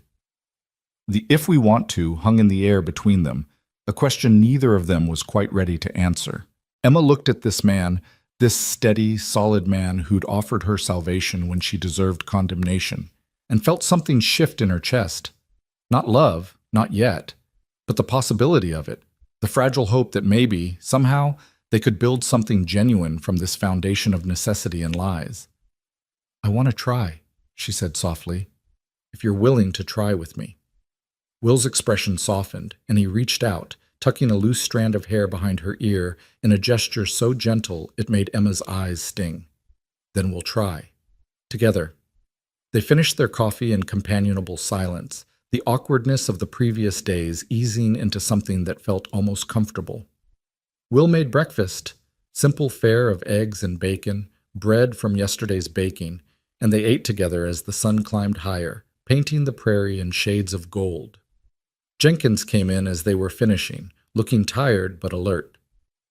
"Morning, Marshall, Mrs. Carver, all quiet through the night, no signs of trouble." "Good." Will stood, collecting the dishes. "Get some rest, Jenkins. I'll have Davis take over watch while we're in town." "Yes, sir?" The young deputy hesitated. "Marshall, about today, congratulations. I hope you'll both be very happy." The sincerity in his voice made Emma want to cry. These people, Will, Jenkins, the deputies she'd barely met, they were all willing to protect her, to risk themselves for a woman they didn't know, based solely on Will's word that she was worth saving. The weight of that trust was almost unbearable. "Thank you, Deputy," she managed. After Jenkins left, Will and Emma prepared for the trip to town. Will hitched up the wagon while Emma gathered what few possessions she'd brought with her, the deed to her non-existent property back east that she'd forged, the letters Will had written that seemed like artifacts from another lifetime, the small stash of money she'd managed to save. She was tucking the letters carefully into her bag when Will appeared in the doorway. His eyes went to the papers in her hand, and Emma saw recognition dawn. "You kept them," he said. "The letters I wrote." Emma felt her face heat. "I meant to burn them. They were evidence of the deception, but I couldn't. They were the only honest thing in my life, even if my responses were lies." Will moved into the room, took the letters gently from her hands. He flipped through them, his expression unreadable. You know what's strange? I kept yours too. Tied them with string, put them in the drawer by my bed. Read them over when the loneliness got too heavy. Even though I lied? The feelings were real, even if the facts weren't. I could tell you were lonely, scared, looking for something better. That part was true, wasn't it? You just left out the details of why. Emma nodded, not trusting her voice. Will handed the letters back to her. Keep them. Maybe someday we'll read them together and laugh about how two desperate people found each other through newspaper advertisements and careful fabrication. Or maybe we'll burn them together, start fresh with nothing but truth between us. Either way, they're part of our story now. Our story. The words settled over Emma like a blessing she hadn't earned but desperately wanted to deserve. They rode to Copper Creek in the wagon, the morning bright and clear, the prairie stretching endlessly in all directions. Will drove with practiced ease, and Emma found herself studying his profile, the strong line of his jaw, the way his eyes constantly scanned the horizon, alert for danger even in peaceful moments. This was a man shaped by war and loss, by hard choices and harder consequences. And somehow, impossibly, he'd chosen to stand beside her. Copper Creek was busier than when Emma had first arrived. The main street bustled with Saturday activity, ranchers in for supplies, women shopping, children chasing each other between buildings. People called out greetings to Will as they passed, and Emma saw the respect in their faces, the trust they placed in their marshal. Will pulled the wagon up in front of a small office with Land Registry and Legal Services painted on the window. Inside, a clerk waited with papers already prepared. Emma signed where Will indicated, transferring her fictional property holdings, establishing herself in the legal record as Emma Lark, soon to be Emma Carver. Each signature felt like a nail in the coffin of her old life, sealing away Emma Hartley forever. "That's done then," the clerk said, blotting the final signature. "Congratulations on your upcoming nuptials, Marshal. Mrs. Carver, you're a lucky woman." "Yes," Emma said, and found she meant it. "I am." They stepped back into the sunlight, and Will checked his pocket watch. "Hour until the preacher arrives. There's something I want to show you first." He led her down the street to the general store, but instead of going inside, he guided her around back to where a small cottage sat, neat and well-maintained with a garden plot beside it. "This is Sarah Porter's place," Will said quietly. "Sam's widow. I need to check on her, make sure she's managing. It won't take long." Emma's guilt surged fresh and sharp. "Will, I can't. She's a widow because of me." "She's a widow because someone murdered her husband. That's not on you, Emma." Will's voice was firm. "But I understand if you'd rather wait out here. You, Emma." Will's voice was firm. "But I understand if you'd rather wait out here." Emma steeled herself. "No, I'll come. I need to face what my running caused." Will knocked, and a moment later the door opened to reveal a woman in her 30s, red-eyed and exhausted. Her face brightened slightly when she saw Will. "Marshal Carver, thank you for coming." Her eyes moved to Emma, curious and wary. "Sarah, this is Emma, Emma Lark." My fiancée. We're getting married today." Will's voice was gentle. "Emma, this is Mrs. Sarah Porter."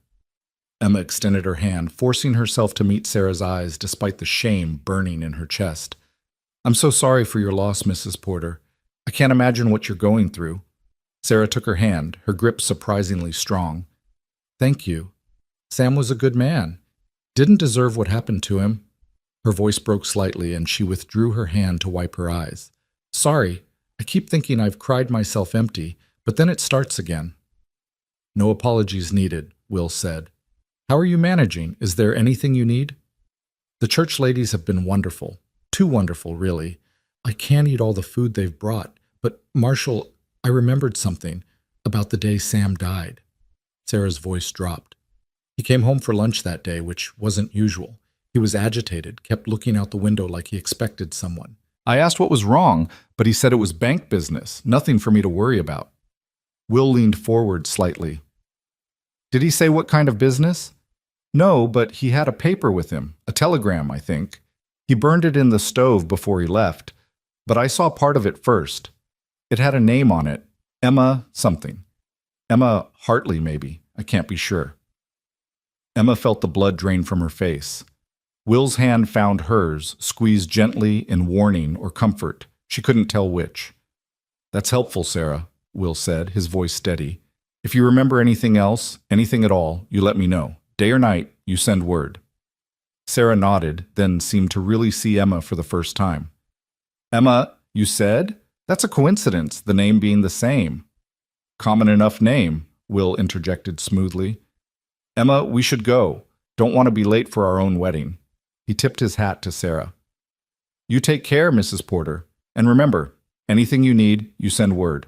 They walked back toward the main street, Emma's heart pounding so hard she thought it might break through her ribs.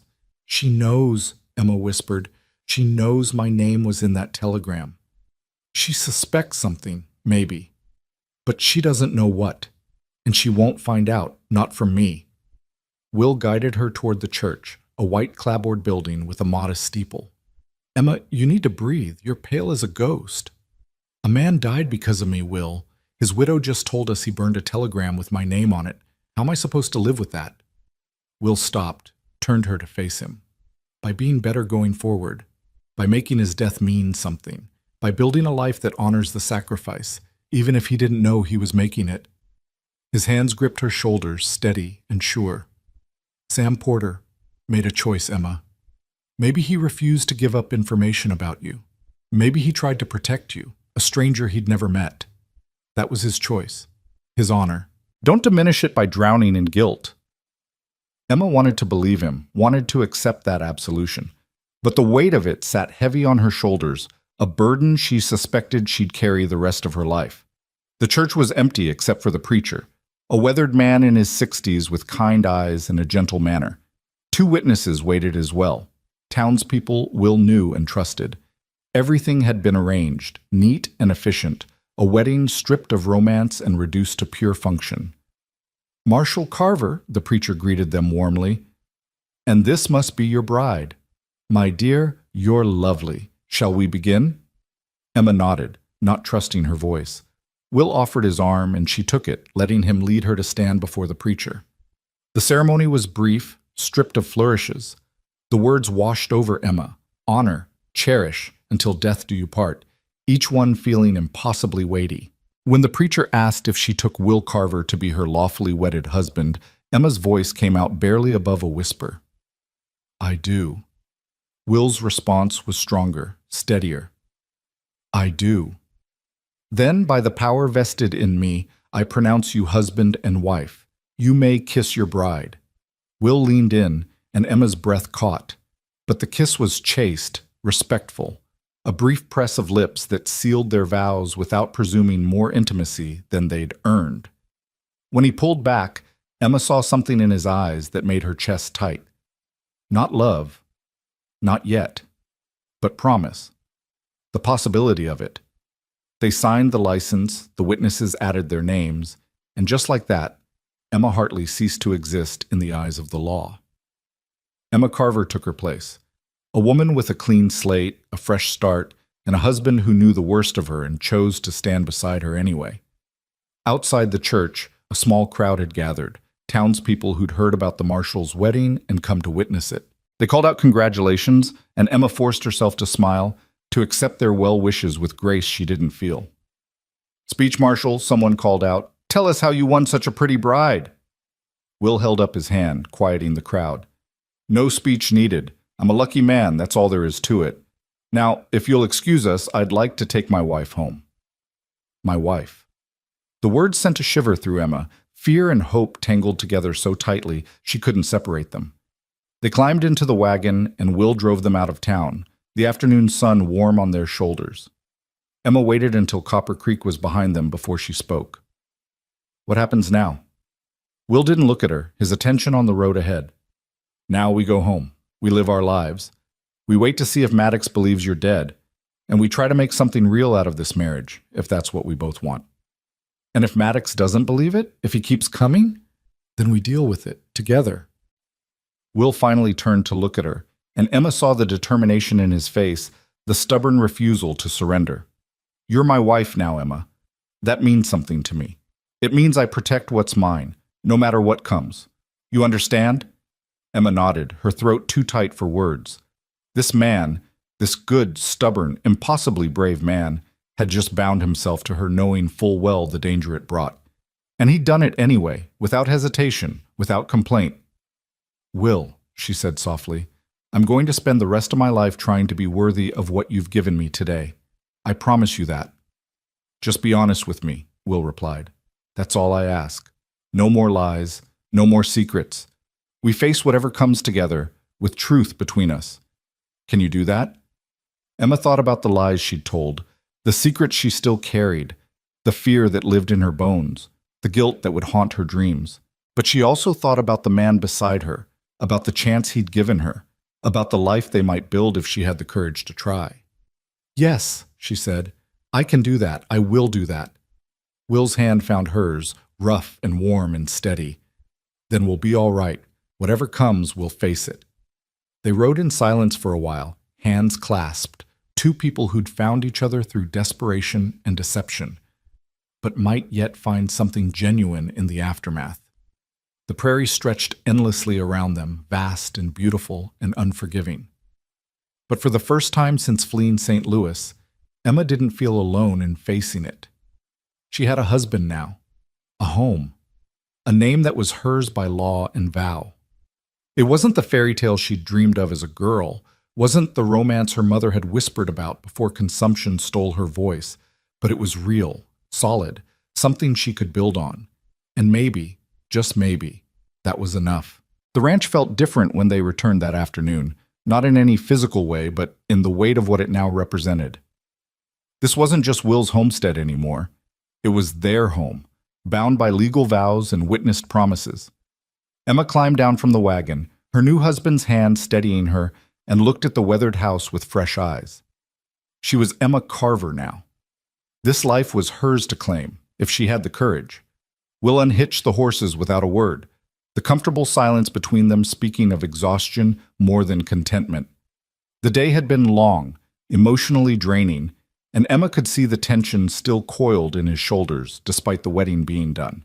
He was a man on alert, always watching, and she realized with a pang that her presence had doubled his burden rather than easing it. "I'll start dinner," Emma said, needing something practical to anchor herself. "Don't fuss on my account. Cold biscuits would do fine." Will led the horses toward the barn, then paused. "Emma, about tonight, the sleeping arrangements. I meant what I said before. I'll take the chair downstairs until we figure things out properly." Heat crept up Emma's neck. In all the chaos and fear, she'd barely thought about the intimate reality of marriage. They were husband and wife in the eyes of God and the law, but strangers still in every way that mattered. "That doesn't seem fair. You've given up so much already." "Fair's got nothing to do with it. I won't rush you into something neither of us is ready for." His gray eyes held hers steady and sincere. "We've got time, Emma. Let's use it to build something real before we worry about the rest." Emma nodded, grateful for his patience, even as part of her wondered if time was a luxury they could afford. Somewhere out there, Maddox was hunting ghosts, and ghosts had a way of becoming real again when you least expected it. She went inside and set about making a proper meal despite Will's protests. Roasted chicken from the coop, potatoes, early squash from the struggling garden she'd noticed behind the house. Cooking steadied her, gave her hands purpose, and her mind a reprieve from the constant anxiety. By the time Will came in, smelling of horse and hay, the kitchen was warm with the scent of home. They ate at the small table, the lamplight casting gentle shadows across Will's face. Emma found herself studying him when she thought he wasn't looking, the way his shoulders curved slightly forward from years of hard labor, the small scar above his left eyebrow, the careful way he chewed his food as if savoring something he'd learned not to take for granted. "This is good," he said quietly. "Best meal I've had in this house since my mother passed. Thank you." "You don't have to thank me for cooking. I meant what I said about partnership." Will set down his fork, his expression thoughtful. "Partnership's a two-way road, Emma. I've been thinking about that. About what you bring to this arrangement besides just needing protection. You're educated, well-spoken, capable. Those aren't small things out here." "I can't rope cattle or fix a roof," Emma pointed out. "But you can read and write better than most. You can keep accounts, handle correspondence, manage the household finances. Those skills matter, maybe more than you realize." Will leaned back in his chair. Truth is, the ranch work is only part of what I do. The marshal duties. They come with paperwork, reports, legal documents I struggle through because reading was never my strong suit. I can do it, but it takes me twice as long as it should. Understanding dawned. You want me to help with your marshal work? If you're willing. It would free up time for me to handle the physical labor, and it would give you something useful to do besides worrying. He paused. Also, it keeps you close. Safer if you're working alongside me rather than isolated out here when I have to ride into town. Emma considered this. The idea of being involved in the very work that had initially terrified her felt wrong somehow, like dancing with the devil. But Will was right. Useful work would give her purpose, keep her mind occupied. And staying close to him meant protection, meant not being alone when danger came calling. All right, she agreed. I'll help however I can. Relief softened Will's features. Good. We'll start tomorrow. I've got a stack of incident reports that need filing, and I'm 3 weeks behind on my monthly summaries for the territorial marshal. Fair warning, my handwriting's terrible, so you'll be doing a lot of translating. They finished dinner in companionable quiet, and Emma felt something settle between them. Not quite ease, but the beginning of it. The foundation of a working relationship that might, with time and luck, grow into something more. She was washing dishes when she heard it, a sound that didn't belong, sharp and sudden against the evening stillness. Breaking glass. Will was on his feet instantly, gun drawn, his body between Emma and the window where a rock had shattered one of the small panes. Wrapped around the rock was a piece of paper, and even from across the room Emma could see writing scrawled across it. "Stay down," Will commanded, moving toward the broken window with the careful precision of a man who'd walked into ambushes before. Emma's heart hammered as she crouched behind the table, watching Will scan the darkening yard through the broken window.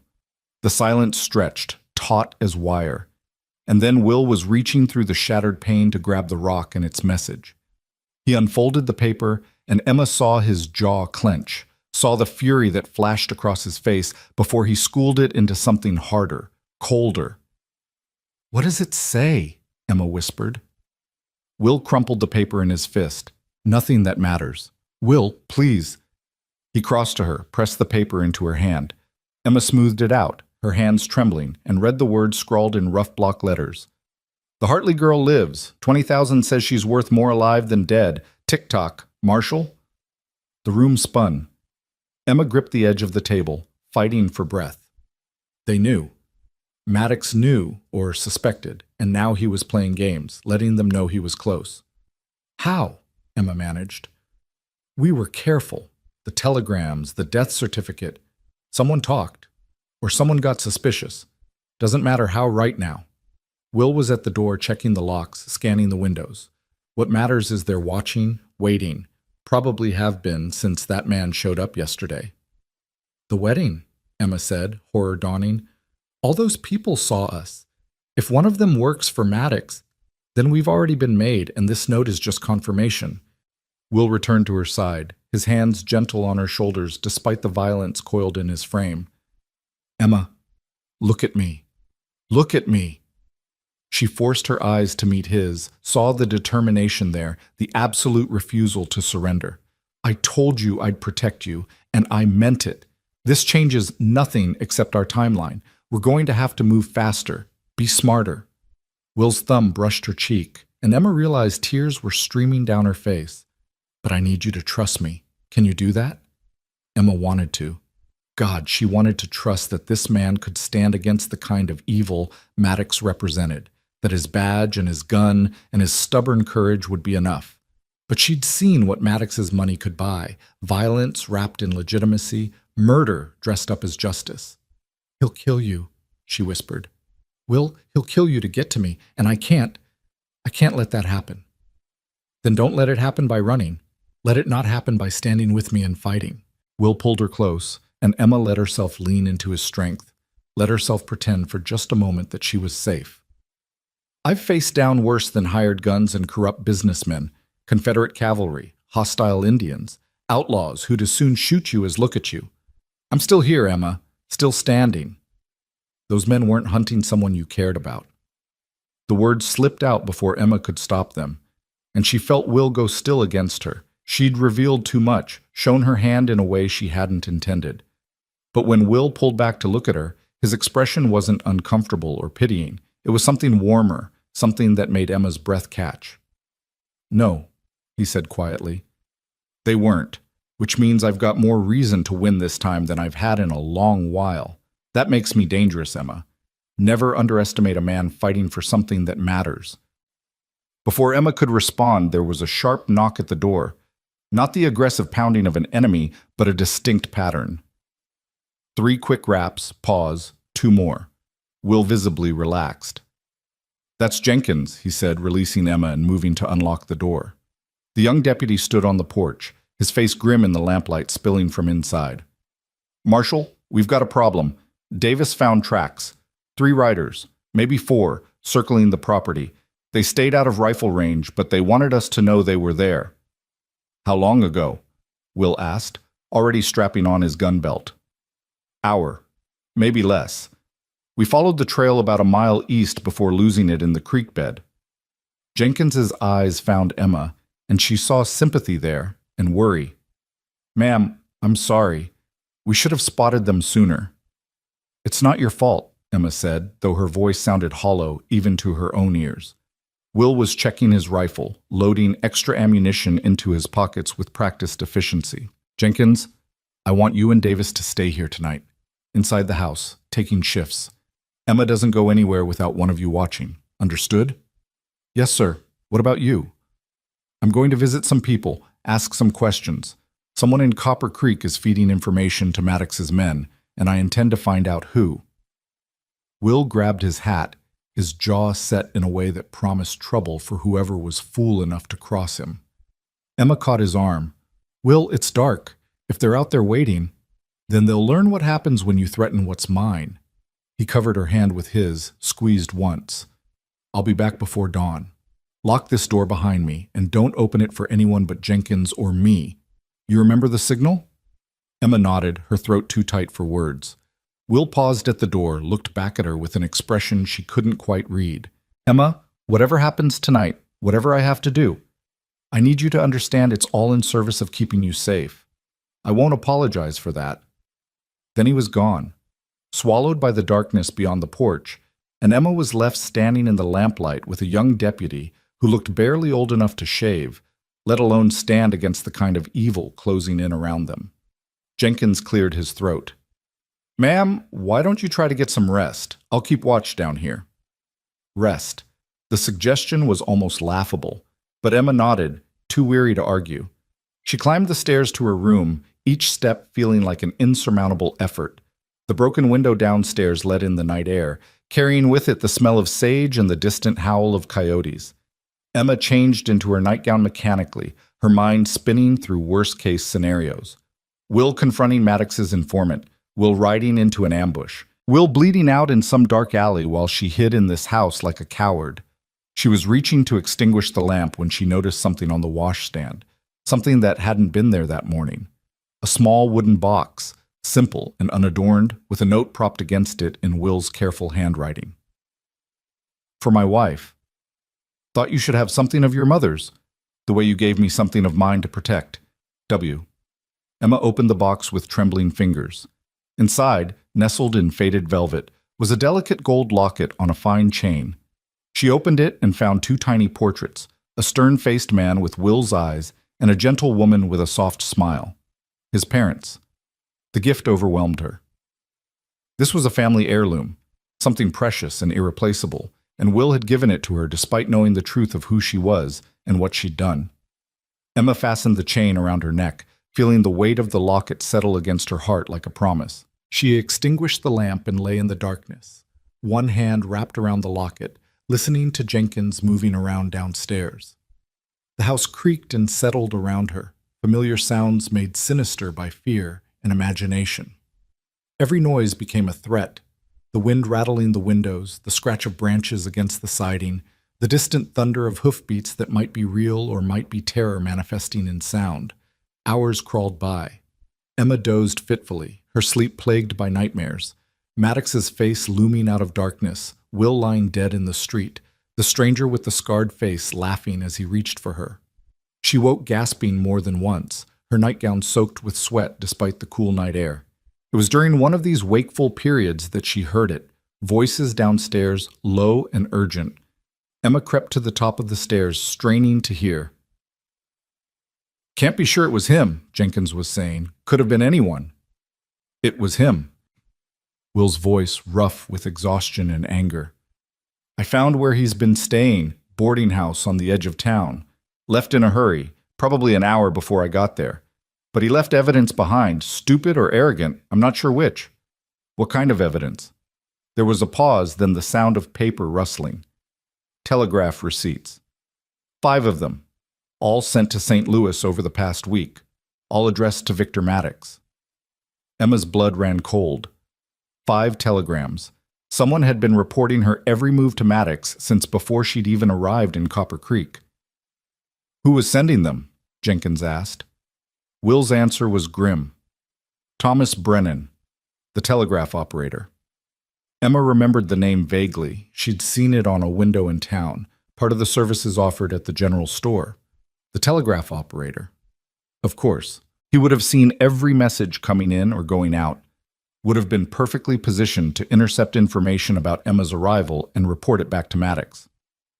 "What do you want to do, Marshal?" Jenkins asked. "Find him. Bring him in for questioning. And Jenkins, when we do find him, I want to know everything. Who hired him? How much they paid? What else he knows about Maddox's operation out here?" Will's voice dropped to something dangerous. "Because I guarantee Brennan's not working alone. Maddox doesn't operate that way. He's got multiple people on his payroll, insurance, in case one gets caught." Emma couldn't listen anymore. She retreated to her room, her mind racing. Multiple informants. Maddox had woven his web through Copper Creek before she'd ever arrived, preparing for the possibility that she'd run this direction. How long had he known? How much had he planned? She was still sitting on the edge of her bed, hands clenched in her lap when she heard footsteps on the stairs. A gentle knock, then Will's voice, barely above a whisper. "Emma, can I come in?" She should have said no, should have maintained propriety even in crisis, but fear and exhaustion had stripped away pretense. "Yes." The door opened, and Will stepped inside, closing it softly behind him. In the dim moonlight filtering through the curtains, Emma could see the weariness etched into his face, the weight of the night's revelations aging him. "I heard," Emma said before he could speak. "The telegraph operator. Multiple informants, all of it." Will crossed to sit beside her on the bed, keeping a respectful distance, but close enough that Emma could feel his warmth. "I'm sorry you had to hear it that way. I was going to tell you in the morning after you'd had some rest." "Rest?" Emma laughed, a hollow sound. "Will, he's been watching me since before I even got here. Maybe longer. What if he knew I'd answered your advertisement? What if he let me run, let me think I was escaping, just so he could make an example out of what happens when you cross him?" "Then he's made a critical mistake," Will said, his voice hard. "Because he assumed I'd be intimidated by his reach, by his resources. He assumed I'd hand you over to save myself and my town. But Emma, I've stared down worse than Victor Maddox, and I've never yet surrendered something I was sworn to protect." Emma turned to look at him, this man who kept offering her salvation she didn't deserve. "Why? Why are you doing this? It's not just duty. It's not just honor. What is it, Will? What makes me worth all this trouble?" Will was quiet for a long moment, and when he spoke his voice was raw with honesty she could feel in her bones. "Because when you stepped off that train, scared and lying and desperate, I saw myself. Not as I am now, but as I was after the war, running from what I'd done, from who I'd become, trying to build something clean on a foundation of blood and shame." He turned to face her fully. "I told you I did things during the war I'm not proud of, things that still wake me up at night. And when I came back here I had a choice. Let those things define me or try to be better. I chose better, Emma. And I'm offering you the same choice because someone should have offered it to me and didn't." Tears streamed down Emma's face, unchecked. "What if I can't be better? What if this is all I am? A liar and a coward who brings death wherever she goes?" "Then you'd be like most of humanity, trying to survive in a world that's harder than we deserve. Will's hand found hers in the darkness, calloused and warm and steady. But I don't believe that's all you are. I've seen you face down fear, make the hard choice to trust when trust could destroy you. I've seen you try, Emma, and trying is the first step to being better. Emma broke then, the careful walls she'd built around her emotions crumbling like sand. She turned into Will's chest, sobbing, and felt his arms come around her, hesitant at first, then stronger, holding her together when she was falling apart. "I'm so tired," she whispered against his shirt. "I'm so tired of being afraid, of running, of looking over my shoulder every moment. I just want it to stop." I know. Will's hand stroked her hair, the gesture surprisingly gentle for such a hard man. "And it will stop, I promise you. One way or another, this ends soon." They sat like that for a long time, Emma crying out months of fear and grief while Will held her, solid and unshakable. Eventually, the tears slowed, then stopped, leaving Emma hollow but somehow lighter, as if the release had purged some of the poison from her soul. "I'm sorry," she said, pulling back and wiping her eyes. "I didn't mean to Don't apologize for being human." Will's thumb brushed away a tear she'd missed. "We all break sometimes. The trick is letting someone help put you back together." Emma looked at him, really looked, and saw not just the marshal or the rancher or the man she'd deceived, but someone who understood brokenness intimately, who'd survived it and come out stronger. And in that moment, something shifted between them, some barrier falling away to reveal the possibility of genuine connection beneath. "Will," she said softly, "that kiss at the church, it was practical," he finished, "expected. Nothing either of us needed to feel pressured about." "What if I want to feel pressured?" The words came out before Emma could stop them, bold and terrifying in their honesty. Will went very still. "Emma, you're exhausted and scared and you've had an impossible day. This isn't the time to what? To acknowledge that somewhere between desperate necessity and forced vows, I've started to care about you?" Emma's heart hammered, but she forced herself to continue. "I'm not asking for declarations or promises, Will. I'm just saying that when I thought about you riding into danger tonight, the fear I felt wasn't about losing protection. It was about losing you." Will's breath caught audibly. His hand came up to cup her face, his touch achingly gentle. "Emma, if we do this, if we take this step, there's no going back. You understand that? I'm not a man who takes intimacy lightly, especially not with someone I've sworn to protect." "I understand." Emma covered his hand with hers. "I'm not asking for everything, Will. Just don't go back downstairs tonight. Stay with me. Let me know I'm not alone." For a moment, Will looked torn, duty and desire warring visibly across his features. Then something resolved in his expression, a decision made. "All right, I'll stay. But Emma, we do this right. No regrets in the morning, no using closeness to hide from fear." "No regrets," Emma agreed. Will stood and crossed to the door, and for a moment Emma thought he'd changed his mind, was going to leave after all. But he was just removing his gun belt, hanging it carefully on the hook by the door where he could reach it if needed. Then he returned to the bed, settling himself on top of the covers fully clothed. "Come here," he said, opening his arms. Emma lay down beside him, resting her head on his chest, feeling the steady rhythm of his heartbeat beneath her ear. Will's arms came around her, secure and warm, and for the first time in longer than she could remember, Emma felt truly safe. They didn't speak. There was nothing left to say that their presence couldn't communicate better. Will's breathing gradually slowed, deepened, and Emma realized he was falling asleep. This man who'd been awake for nearly 24 hours, who'd ridden into danger to protect her, who'd offered her everything and asked for almost nothing in return. Emma closed her eyes, letting the sound of his heartbeat lull her toward rest. Tomorrow would bring fresh dangers, new challenges. Maddox was still out there, still hunting, but tonight, wrapped in the arms of a man who'd chosen to stand beside her, Emma let herself believe that maybe, just maybe, she'd finally found something worth fighting for.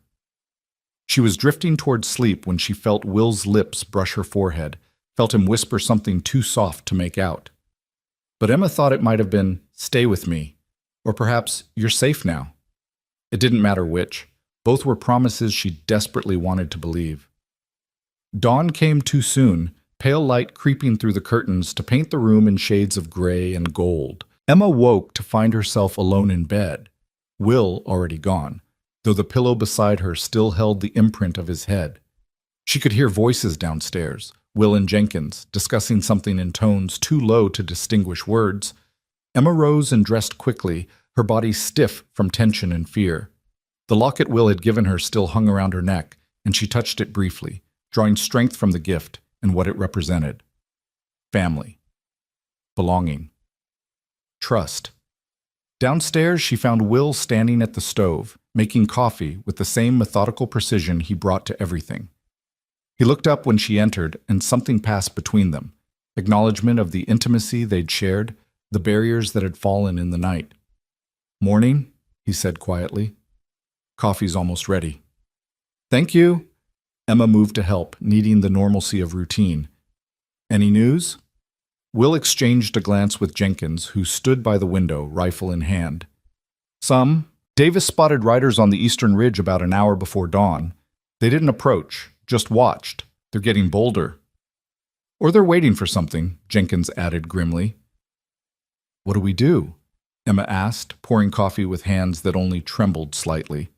Will accepted the cup she offered, their fingers brushing briefly. "We end this, today. No more waiting for Maddox to make his move." He set down the coffee, turned to face Emma fully. "I'm riding to Copper Creek this morning, going to have a very public conversation with the sheriff about the wanted poster with your name on it." Emma's blood chilled. "Will, no. If you acknowledge it, if you admit you know, I'm going to tear it up," Will continued, his voice hard as iron, "right there on Main Street, in front of God and everyone. And then I'm going to make it very clear that Emma Carver is under my protection, that any attempt to collect bounty on a false warrant will be met with the full force of the law, my law." "That's a declaration of war," Jenkins said, voicing what Emma was thinking. "It is," Will agreed. "But Maddox has already declared war by killing Sam Porter, by sending men to terrorize my wife, by corrupting officials in my territory. I'm just making the terms explicit. He wants Emma, he goes through me, and he better bring an army, because I don't intend to go down easy." Emma set down her own coffee, her hand shaking too badly to hold it steady. "This is madness. You're one man, Will, one marshal against however many hired guns Maddox can afford. The math doesn't work in our favor." Will crossed to her, took her hands in his. "Emma, I need you to understand something.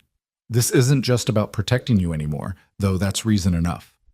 This is about what kind of man I am, what kind of marshal. If I let Maddox operate in my territory with impunity, if I let corruption and murder go unchecked because I'm afraid of the consequences, then I'm not worth the badge I wear." His grip tightened. "I'd rather die standing for what's right than live compromised. And I need to know you understand that you're prepared for what might come." Emma looked into his eyes and saw the absolute conviction there, the unshakable moral code that defined him. This was who Will Carver was, a man who drew lines and held them, regardless of cost. It was what made him a good marshal, a good man, and it was what might get him killed. "I understand," she whispered. "I don't like it, but I understand." "Good." Will released her hands, stepped back to business mode with visible effort. "Jenkins, I want you here with Emma. Davis will ride with me into town. We need witnesses to what I'm about to do. If things go wrong, if I don't come back by sunset, you take Emma and ride hard for the territorial capital. There's a marshal there named Harding, owes me his life from the war. You give him this." Will pulled an envelope from his pocket, sealed and addressed. "Everything's in there. Maddox's operation, the corruption, all of it. Harding will make sure it gets to people who can act on it." "Will, please," Emma started, but he cut her off gently. "This is precaution, nothing more. I intend to come back, Emma, but I'd be a fool not to plan for other possibilities." He settled his hat on his head, checked his gun one final time. "Keep the doors locked. Trust no one but Jenkins. And Emma," he paused, something vulnerable flickering across his features. "No matter what happens, know that these past few days, getting to know who you really are, building something real between us, it's been worth every bit of trouble that came with it. Then he was kissing her, and this time it wasn't the chaste press of lips from their wedding. This was desperate and fierce, a claiming and a goodbye wrapped into one. Emma kissed him back with everything she had, trying to pour months of gratitude and days of growing affection into the contact, trying to make him understand that he'd become more to her than just salvation. When Will pulled away, his eyes were dark with emotion. "Wait for me," he said simply. Then he was gone, riding toward Copper Creek with Davis at his side, and Emma was left standing in the doorway, watching the two riders grow smaller against the vast prairie until they disappeared entirely. The day crawled by with agonizing slowness. Emma tried to occupy herself with household tasks, but everything felt pointless, trivial. She baked bread she couldn't eat, mended clothes that didn't need mending, scrubbed floors already clean. Jenkins kept watch from various windows, his young face drawn with worry, saying little but radiating tension. It was mid-afternoon when they heard the first gunshots, distant pops carried on the wind from the direction of town. Emma froze, a plate half dried in her hands, listening. More shots, rapid fire. The unmistakable sound of a gunfight. "That's the Copper Creek direction," Jenkins said, already moving toward the door. "No." Emma caught his arm. "Will said to stay here, to protect me." "But the marshal would skin you alive for abandoning your post, and you know it." Emma forced strength into her voice she didn't feel. "We wait. We trust that Will knows what he's doing." So they waited, every minute an eternity, the silence after the gunshot somehow worse than the sound itself. Emma found herself touching the locket at her throat repeatedly, a talisman against fear, a reminder of the man who'd given it to her. The sun was painting the sky in shades of orange and gold when they finally heard hoofbeats. Emma's heart leaped. One rider, coming fast. Too few to be a posse, too fast to be casual. Jenkins raised his rifle, positioned himself by the window. The rider came into view, and Emma's breath left her in a rush. Will, alone, hunched slightly in the saddle, but alive. Jenkins was out the door before Emma could stop him, helping Will dismount, and Emma saw why he'd hunched, blood staining his shirt, his left arm hanging at an awkward angle. "Will!" Emma ran to him, her hands fluttering uselessly, afraid to touch him, afraid of causing more damage. "I'm all right," Will said, though his face was pale, his breathing labored. "Flesh wound mostly. Arm might be broken, but I can still use it if I have to." Jenkins helped him inside, and Emma was already tearing sheets for bandages, boiling water, gathering the medical supplies she'd found her first day in the house. Her hands shook, but she forced them steady as she cut away Will's shirt, exposing the damage. A bullet grazed along his ribs, ugly and bleeding, but not life-threatening. His left arm was swelling rapidly, purple bruises already blooming, broken, as he'd suspected, or at least badly sprained. But he was alive. He was here. "What happened?" Emma asked as she cleaned the wound, trying to keep her touch gentle despite her trembling hands. Will winced as she pressed a cloth against the graze. "I did what I said I would. Tore up that wanted poster right there on Main Street. Maddox's men didn't take kindly to it. 5 of them, opened fire in broad daylight." His jaw clenched. "Didn't care who else got hit, who got caught in the crossfire. That's when I knew for certain what kind of man we're dealing with." "You're lucky you're not dead," Jenkins muttered. "Luck had nothing to do with it. Davis took a bullet meant for me. He'll be fine, Doc says, but he's out of commission for a while. Eat this. And I had help from unexpected quarters." Will looked at Emma, something meaningful in his gaze. "Turns out not everyone in Copper Creek is on Maddox's payroll. Some folks took exception to hired guns shooting up their town. Sheriff Dawson especially. He might have been bought once, but seeing children nearly caught in that gunfire changed his mind real quick." Emma finished bandaging his ribs and moved to his arm, probing gently. Will hissed in pain, and she murmured an apology. "Is it over then? Did you get them?" 3 dead, 2 ran, but Emma, before they died, one of them talked, told me things about Maddox's operation that change everything. Will caught her hand, held it despite the pain the movement caused. "Maddox isn't just after you for the debt. He's using the hunt for you as cover for something bigger. moving contraband through Colorado territory, using the search for a fugitive woman to justify sending men west, establishing networks. You were never the real goal. You were just the excuse. Understanding dawned, cold and bitter. So I'm not even important enough to hunt. I'm just convenient. You're important to me, Will said fiercely, and that makes you Maddox's problem. Because now I'm not just protecting my wife, I'm dismantling his entire Western operation, every contact, every corrupt official, every illegal enterprise. I'm burning it all down, and I'm using what that dying man told me to do it. Emma stared at him, this man who'd taken her desperate flight and turned it into a crusade against corruption. Will, that's suicide. If Maddox finds out you know about his larger operation, then he'll come for me directly instead of sending hired help, and I'll be ready. Will's good hand came up to cup her face. Emma, I told you. I'd rather die standing for what's right than live compromised. This is me standing.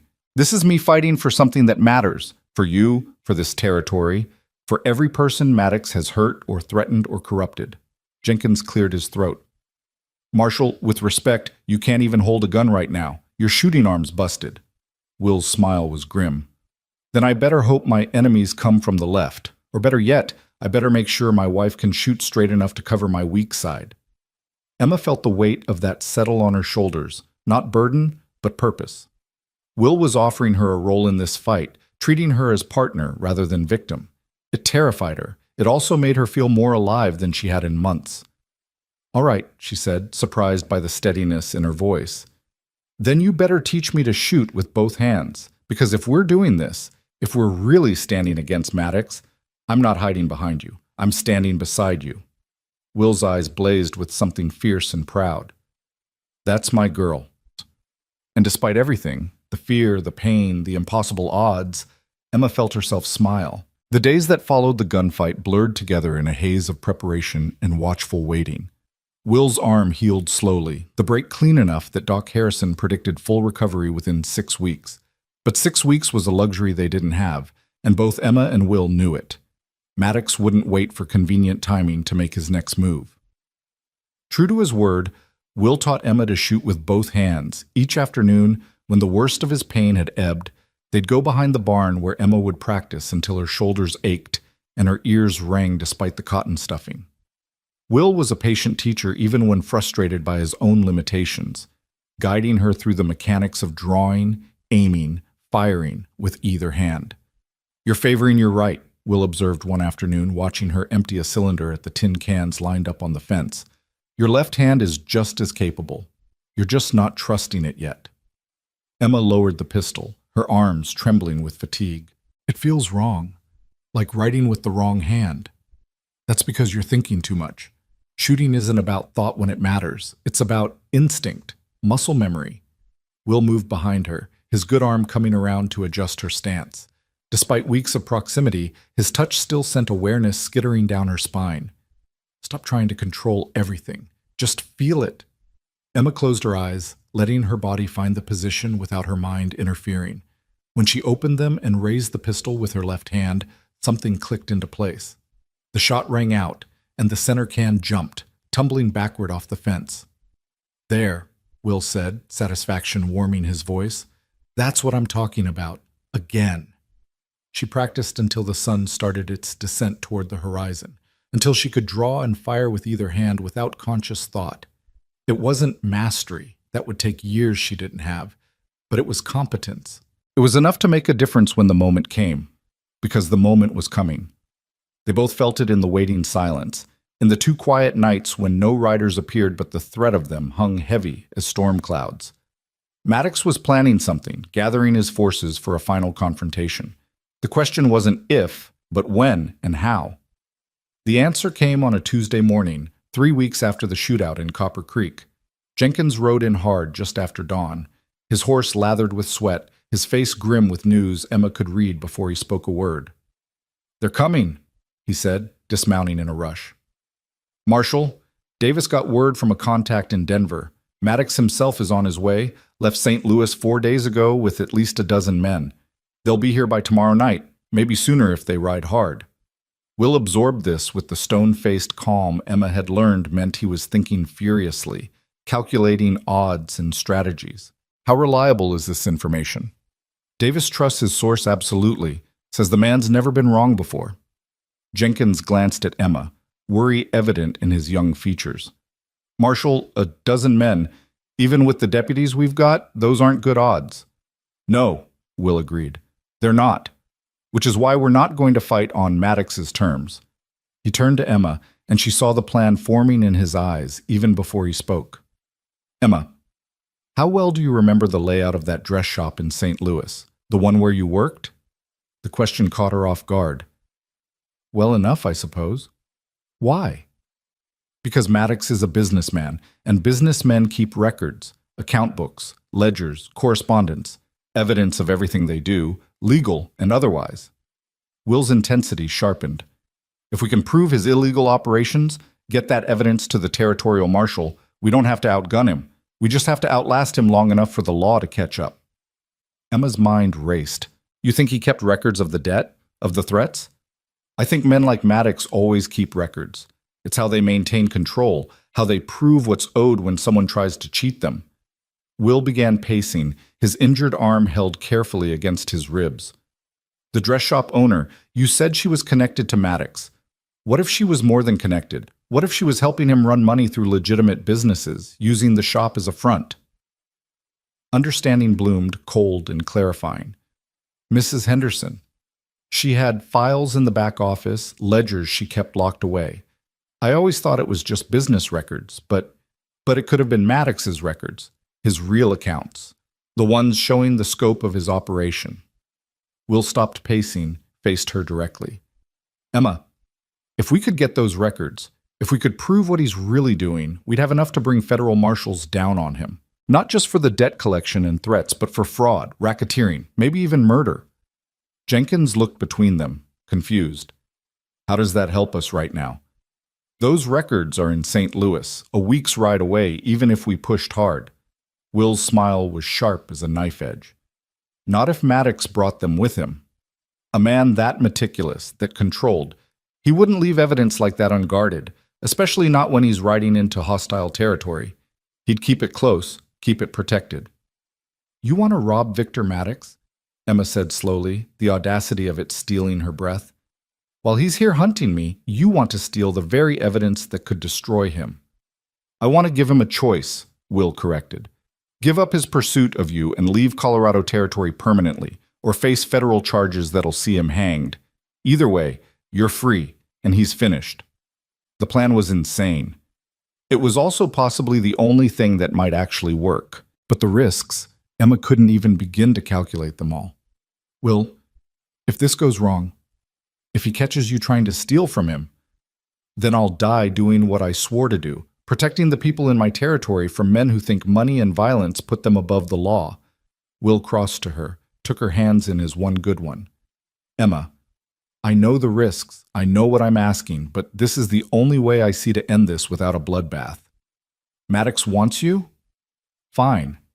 He can have a meeting with you, a very public meeting in Copper Creek, with witnesses and the territorial marshal I've already sent for, and while he's distracted with that, we get the evidence we need to bury him.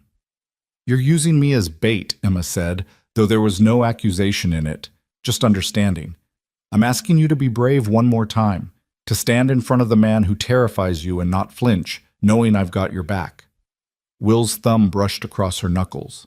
But Emma, I need you to understand, this only works if you agree. If you can't face Maddox, if the fear is too much, we'll find another way. We'll run if we have to, keep running until... No! Emma's voice was stronger than she expected. No more running. You're right. This is the only way to truly end it. I'll do it. I'll face him. Will's eyes searched hers, looking for doubt, for hesitation.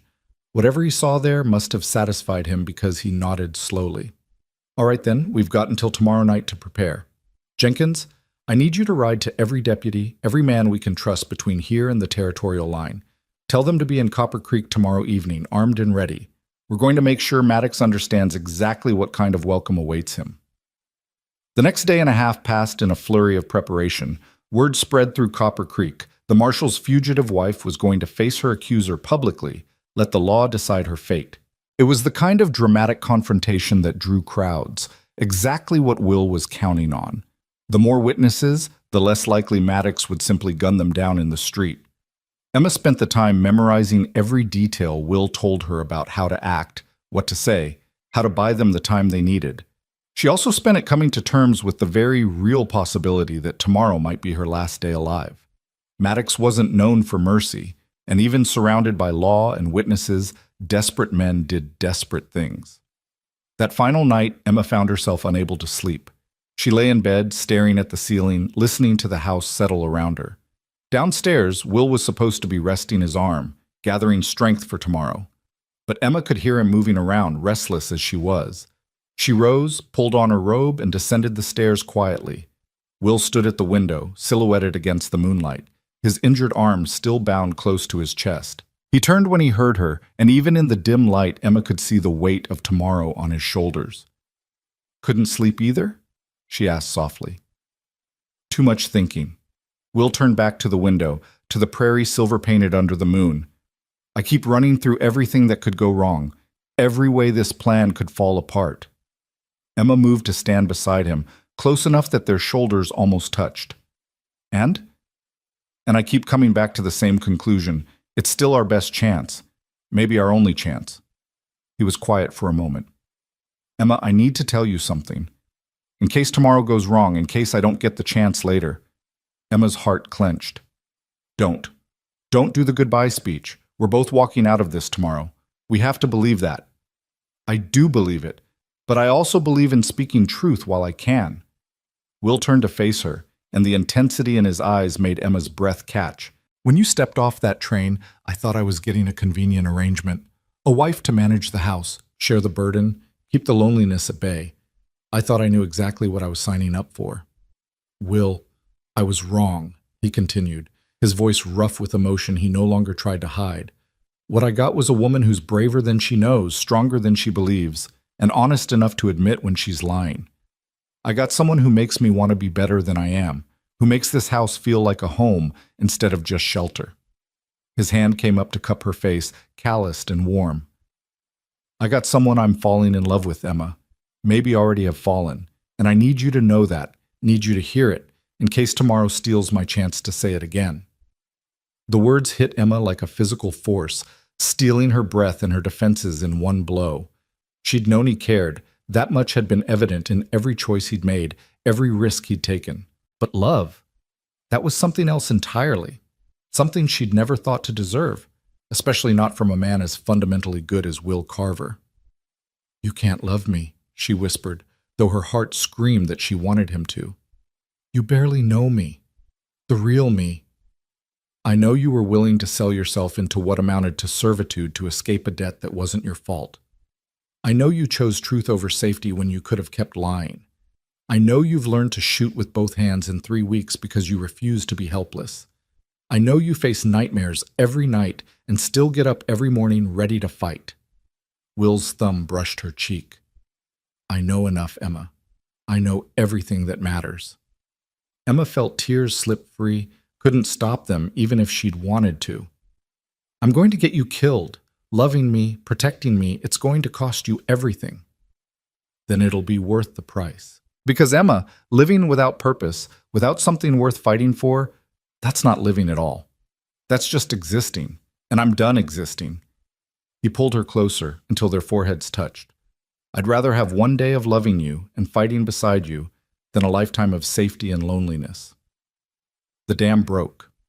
Emma closed the distance between them, kissing Will with everything she had, all the fear and gratitude and growing love she'd been too afraid to acknowledge.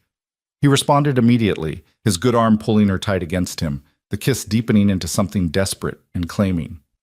When they finally broke apart, both breathing hard, Will rested his forehead against hers again. "Stay with me tonight," he said, the words half request, half plea. "Not because we're afraid, not because tomorrow's uncertain, but because this is real, what's between us, and I want to wake up beside my wife at least once before we face whatever comes." Emma nodded, not trusting her voice. She took his hand and led him upstairs to the bedroom they'd been dancing around for weeks. There was nothing frantic or desperate in how they came together, just a slow revelation of trust and tenderness, two broken people finding wholeness in each other despite impossible circumstances. Afterward, Emma lay with her head on Will's chest, listening to his heartbeat, feeling more at peace than she'd ever thought possible. "I love you too," she whispered into the darkness. I fought it, told myself it was just gratitude or fear or desperation. But Will, I love you, and if tomorrow's all we get, at least we'll have had this. Will's arm tightened around her. Tomorrow's not all we get. We're going to win, Emma. We're going to walk out of this together, and then we're going to build the life we should have had from the start. I promise you that. Emma wanted to believe him. She let herself believe him just for these few hours before dawn, when promises were easier to make than keep. They dozed fitfully, waking with the first light of morning tangled together, reluctant to face the day but knowing delay would only make it harder. Will rose first, wincing as his injured arm protested movement, and began the methodical process of preparing for battle, checking weapons, loading extra ammunition, strapping on the gun belt he wore like a second skin. Emma dressed carefully, choosing the dark blue dress she'd worn for their wedding.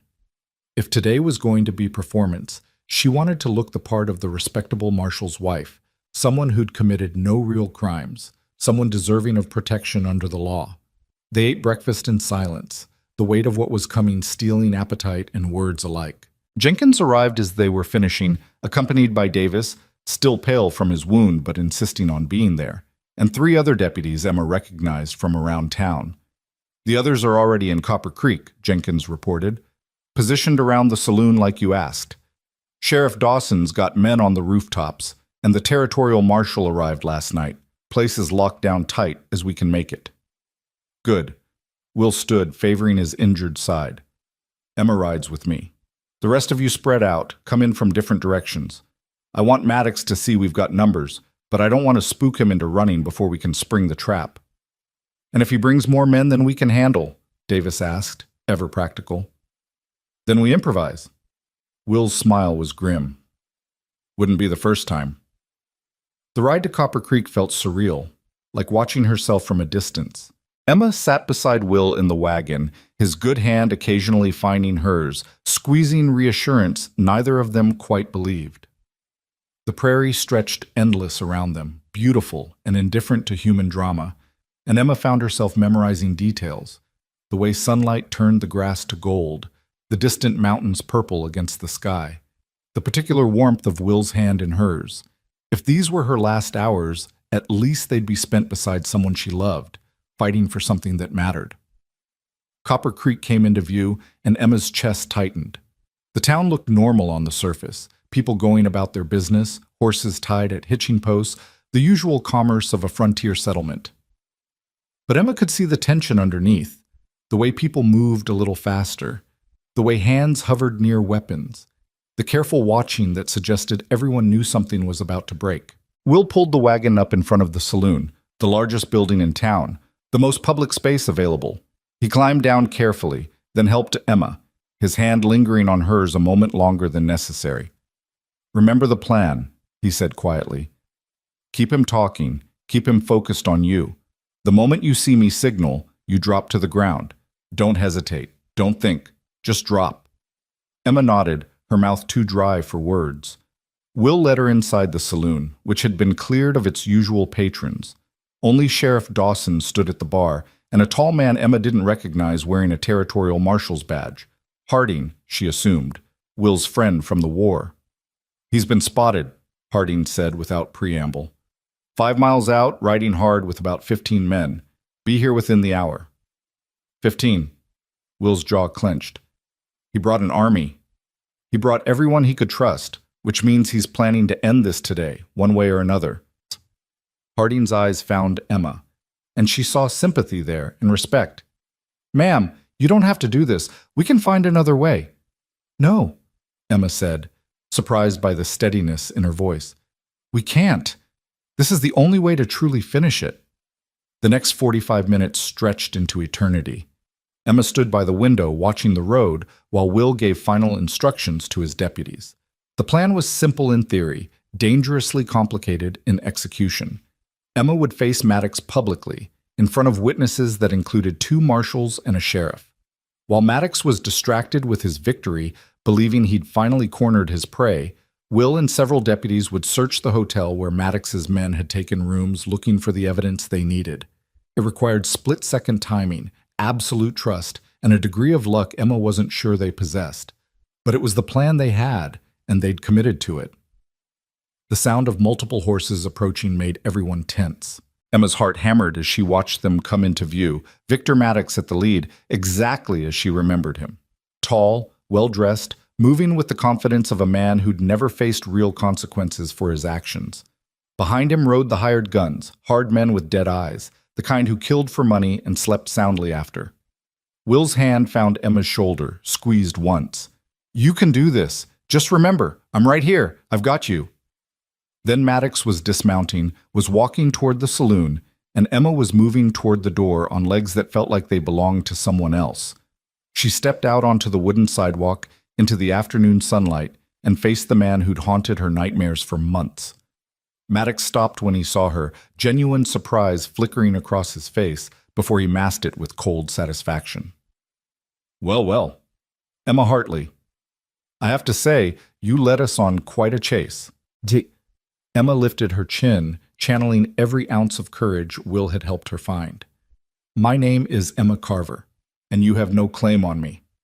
"Your name is whatever I say it is, girl. You owe me $20,000, plus interest, plus the considerable expense of tracking you across half the country." Maddox's smile was shark-like. "But I'm a reasonable man. We can work something out. You come with me, we'll discuss repayment terms." "She's not going anywhere with you."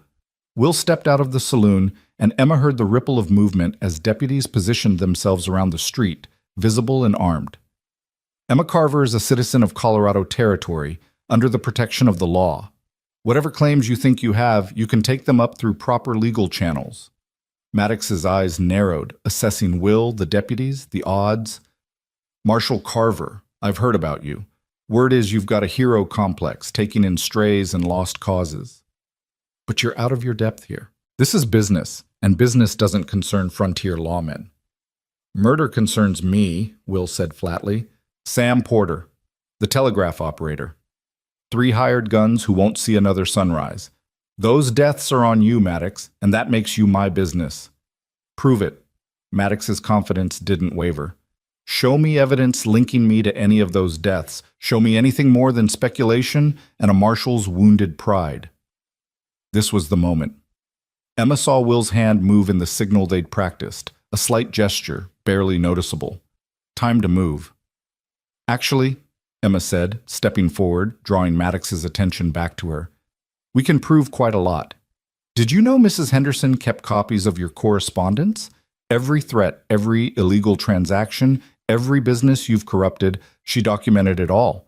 Said it was insurance, in case you ever turned on her the way you've turned on others." It was a bluff. They had no such evidence yet. But Emma saw Maddox's face change, saw the flicker of doubt, of anger, of calculation, and she knew the lie had struck home. "You're lying." But there was uncertainty in his voice now. "Am I? Why don't you check your files, the ones you brought with you, see if anything's missing?" Emma's heart hammered, but she kept her voice steady. "We've been busy while you've been traveling, Mr. Maddox, very busy."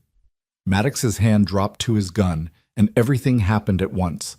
Deputies stepped from doorways, rifles raised. Maddox's men drew weapons, and suddenly the street was a powder keg, one spark from exploding into violence. "Stand down!" Harding's voice rang out, authoritative and commanding. "Territorial Marshal Harding, you're surrounded, outgunned, and under arrest for multiple counts of murder, fraud, and corruption. Tell your men to drop their weapons, or this ends badly for everyone." Maddox looked around, seemed to truly see for the first time how thoroughly he'd been outmaneuvered. Deputies on rooftops, in doorways, behind water troughs, 20 armed men to his 15, with position and preparation on their side. But Emma saw the moment desperation overtook calculation in Maddox's eyes, saw him make the choice that would damn him. His gun cleared leather, swinging toward her, and Emma's training took over. She dropped, just as Will had taught her, heard the crack of gunfire above her head. Then the world erupted into chaos. Will's gun barked, and Maddox staggered back, blood blooming on his shoulder. Return fire came from Maddox's men, and deputies answered with disciplined volleys. Emma pressed herself against the ground, covering her head, listening to the thunder of guns and the screams of men and horses. It lasted maybe 30 seconds, an eternity compressed into heartbeats. Then silence, broken only by groans and the settling of dust. Emma raised her head cautiously. Bodies littered the street. Maddox's men, mostly, cut down by superior numbers and better positioning. A few deputies were down, but Emma could see them moving, being tended to by others. Not dead. Please God, not dead. She scrambled to her feet, searching frantically for Will, found him standing over Maddox, his smoking gun still trained on the man who'd terrorized her for so long. Maddox clutched his wounded shoulder, his face ashen, his expensive clothes ruined by blood and dirt. "It's over," Will said, and the finality in his voice made it truth. "You're done, Maddox. Every man here is a witness to you drawing first, attempting murder. Add that to whatever evidence we find in your hotel room, and you'll hang before summer's out." Maddox looked up at him, then at Emma, and something crumbled in his expression. The confidence, the power, the untouchable arrogance, all of it bleeding away like the blood from his shoulder. "I want a lawyer," he managed. "I have rights. You have the right to shut your mouth before I remember how close you came to killing my wife." Will interrupted coldly. "Dawson, get him secured. Harding, send men to search his hotel room. I want every scrap of paper, every ledger, everything he brought with him." As deputies moved to comply, Will finally lowered his gun and turned to Emma. The relief in his face nearly broke her. He crossed to her in 3 strides, pulled her against him with his good arm, buried his face in her hair. "You were perfect," he murmured. "So brave, God, Emma, when he drew on you. But he missed. You didn't." Emma pulled back to look at him, to assure herself he was whole, unhurt. "It worked, Will. The plan worked. Most of it." Will's expression turned grim as he looked at the bodies in the street, at the wounded being carried into Doc Harrison's office. "Cost more than I wanted. Deputy Miller's dead, Harrison too. Good men, both of them." Emma felt the weight of those deaths settle on her shoulders alongside Sam Porter's. More lives lost because she'd run, because she'd been desperate enough to bring her trouble to Copper Creek. The guilt would haunt her, she knew, add itself to the nightmares she already carried. But it was over. Finally, truly over. The rest of the day passed in a blur of statements and documentation. Harding's men found exactly what Will had predicted in Maddox's hotel room. Ledgers detailing years of illegal operations, correspondence with corrupt officials, evidence of fraud and racketeering spanning multiple territories. It was enough to hang Maddox 3 times over, enough to bring down his entire organization. By evening, Maddox and his surviving men were locked in Copper Creek's small jail, awaiting transport to the territorial prison. Emma stood on the saloon porch, watching the sun set over the prairie, feeling hollowed out and strangely peaceful. Will found her there, slipped his good arm around her waist, pulled her close. They stood in silence, watching gold bleed to purple to black, watching stars emerge one by one in the vast sky. "What happens now?" Emma asked finally. "Now? Now we bury our dead. We rebuild what was broken. We send Maddox to trial and watch him hang." Will paused. "And then we go home, Emma. We go home and build the life we should have had from the start." "Just like that? After everything?" "Not just like that. It'll take time, healing, learning to live without looking over our shoulders." Will turned her to face him, and in the lamplight spilling from the saloon, Emma saw everything she needed in his eyes. "But we'll do it together, as partners, as husband and wife, as 2 people who found each other in the worst possible way and somehow made it work anyway." Emma reached up to touch his face, this man who'd saved her in every way that mattered. "I love you, Will Carver. I should have said it sooner, should have trusted it sooner, but I'm saying it now, and I'll keep saying it for the rest of our lives if you'll let me." "I'll let you." Will's smile was soft, genuine, the expression of a man who'd finally found his way home. "I'll let you say it every day for the next 50 years, and it still won't be enough." He kissed her then, gentle and claiming at once, a promise of the future they'd fought so hard to reach. Around them, Copper Creek settled into evening routine, people returning to normal life now that the threat had passed. Tomorrow there would be funerals and trials and the hard work of recovery. But tonight, in this moment, Emma let herself simply be. Emma Carver, wife to a good man, survivor of her own story, no longer running, but finally, blessedly home. They walked back to the ranch under starlight, the wagon creaking companionably beneath them, the prairie vast and quiet around them. Jenkins and Davis had offered to stand watch, to give them one night without worry, and Emma was grateful for their discretion and their friendship. The house looked different in the moonlight, not just shelter anymore, but home. Their home, built on truth finally, on love hard won and trust earned. Will helped Emma down from the wagon, and she noticed he moved easier now, the adrenaline of the day finally fading to let pain back in. She'd need to check his injuries, make sure nothing had torn loose during the fighting, but first she just wanted to be close to him, to reassure herself that they'd both survived. Inside, Will lit the lamp while Emma put water on for coffee neither of them would probably drink. Domestic normalcy, the kind she'd dreamed of but never quite believed she'd have.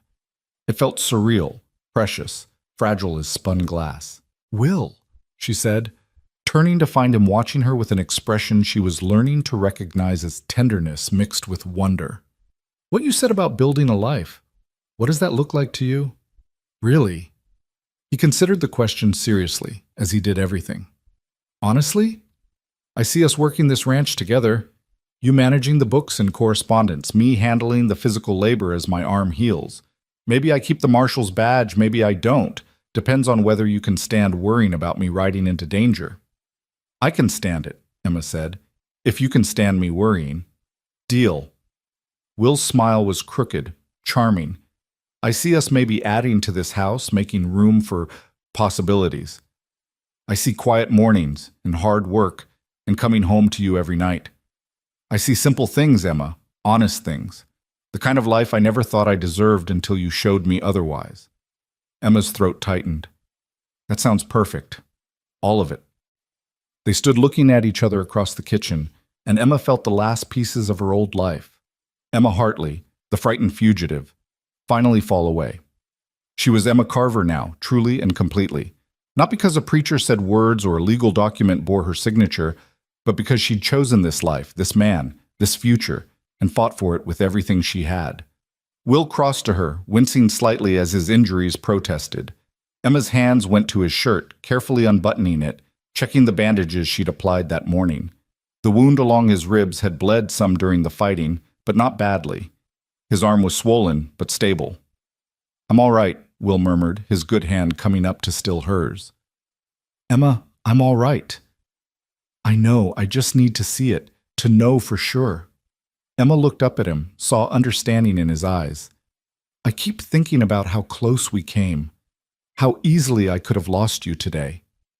"But you didn't. We're both here, both whole enough." Will's thumb brushed across her knuckles. "And tomorrow we'll be even more whole, and the day after that better still. That's how healing works, Emma. Increments, small steps toward something better." Emma nodded, blinking back tears she refused to shed. She'd cried enough over the past months, tears of fear, of grief, of desperation. Tonight called for something different, something better.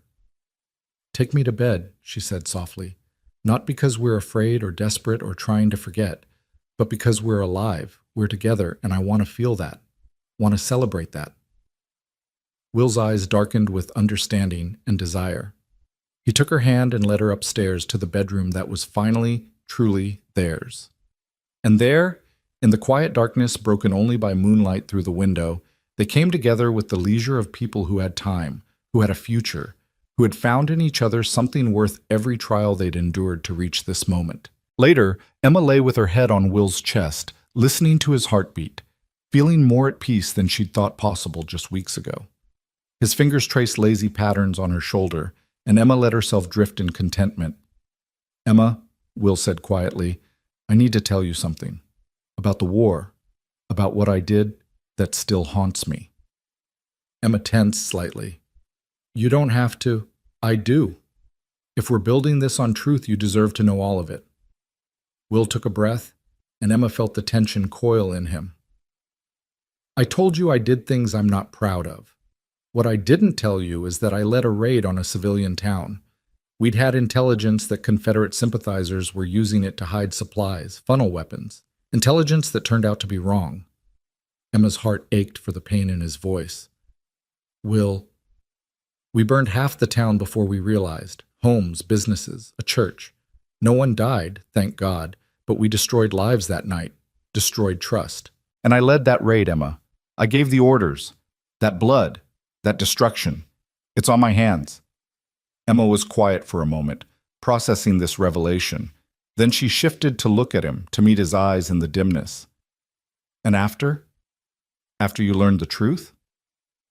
I tried to make it right, sent money anonymously to help rebuild, testified against the officer who'd given us false intelligence. But it doesn't change what I did, doesn't erase the harm. Will's voice was rough with old pain. I came back here thinking I could outrun it, could bury it in hard work and frontier justice. But guilt doesn't work that way. No, Emma agreed. It doesn't. But Will, you've spent the years since trying to be better, to use your authority to protect instead of destroy. Doesn't that count for something? I'd like to think so. But I also know I'm the last person who should judge anyone for running from their past, for lying to survive. Will's hand found hers, laced their fingers together. That's why I understood you, Emma. Why I couldn't condemn you for doing what you had to do. We're both carrying things, both trying to be better than our worst moments.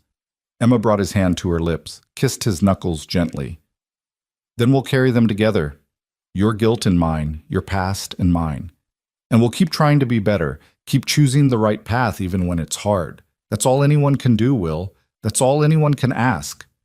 She felt some of the tension leave him, saw in his eyes that her acceptance meant something, eased some burden he'd been carrying alone for too long. They held each other in the quiet darkness, two wounded souls finding healing in shared understanding and stubborn hope. Thank you, Will whispered, for not seeing me differently now. For not what? For not recognizing that you're human, that you make mistakes, that you carry scars like everyone else? Emma shook her head. Will, I love you, all of you, including the parts you think are broken or shameful. That's what love is. Seeing someone completely and choosing them anyway. Will pulled her closer, buried his face in her hair. I don't deserve you. Good thing love isn't about deserving then. It's about choosing, and I choose you. Every day, every moment, for the rest of our lives. They slept eventually, tangled together, two people who'd found in each other something neither had been looking for but both desperately needed. And when morning came, soft and golden through the window, Emma woke to find Will already awake, watching her with an expression so tender it made her chest ache. Morning, he said softly. How are you feeling? Emma took inventory, her body pleasantly sore, her mind clearer than it had been in months, her heart fuller than she'd thought possible. Good, really good actually. How's your arm? Hurts like hell, but I'll live. Will's smile was wry. Doc says another 4 weeks and I should have full use back. Until then, I'm afraid you're stuck doing most of the heavy lifting around here. I think I can manage that. Emma stretched, reluctant to leave the warmth of the bed and Will's presence. What's the plan for today? Well, we've got funerals this afternoon for Miller and Harrison. Need to pay our respects. Support their families. Will's expression sobered. And I need to meet with Harding, go over the evidence against Maddox, make sure everything's documented properly for trial. Emma nodded, the weight of reality settling back onto her shoulders. Freedom had a price, and they'd paid it in blood and grief. The least she could do was face the consequences with grace. After that, though, Will continued, his hand finding hers under the blankets, I thought maybe we could start talking about the future. Real plans, Emma. Where we go from here, what we build, how we make this life of ours into something worth all the trouble it took to get here. Emma smiled, feeling hope bloom warm and bright in her chest. I'd like that. I'd like that very much. They rose and dressed, prepared for the day ahead with the comfortable coordination of partners who'd learned to move around each other, to anticipate needs and offer support without asking. The coffee was strong, the breakfast simple but filling, and Emma found herself grateful for the ordinary routines that anchored them to this new reality. The funerals were somber affairs, the entire town turning out to honor the men who'd died defending Copper Creek from Maddox's invasion. Emma stood beside Will, his hand warm in hers, listening to words about sacrifice and duty and the price of standing for what's right.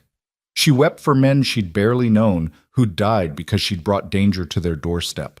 But she also wept for relief, for freedom, for the future that their deaths had purchased. Afterward, at the small cemetery on the edge of town, Sarah Porter approached Emma. The widow looked older than when Emma had met her weeks ago, grief aging her in ways time alone couldn't account for.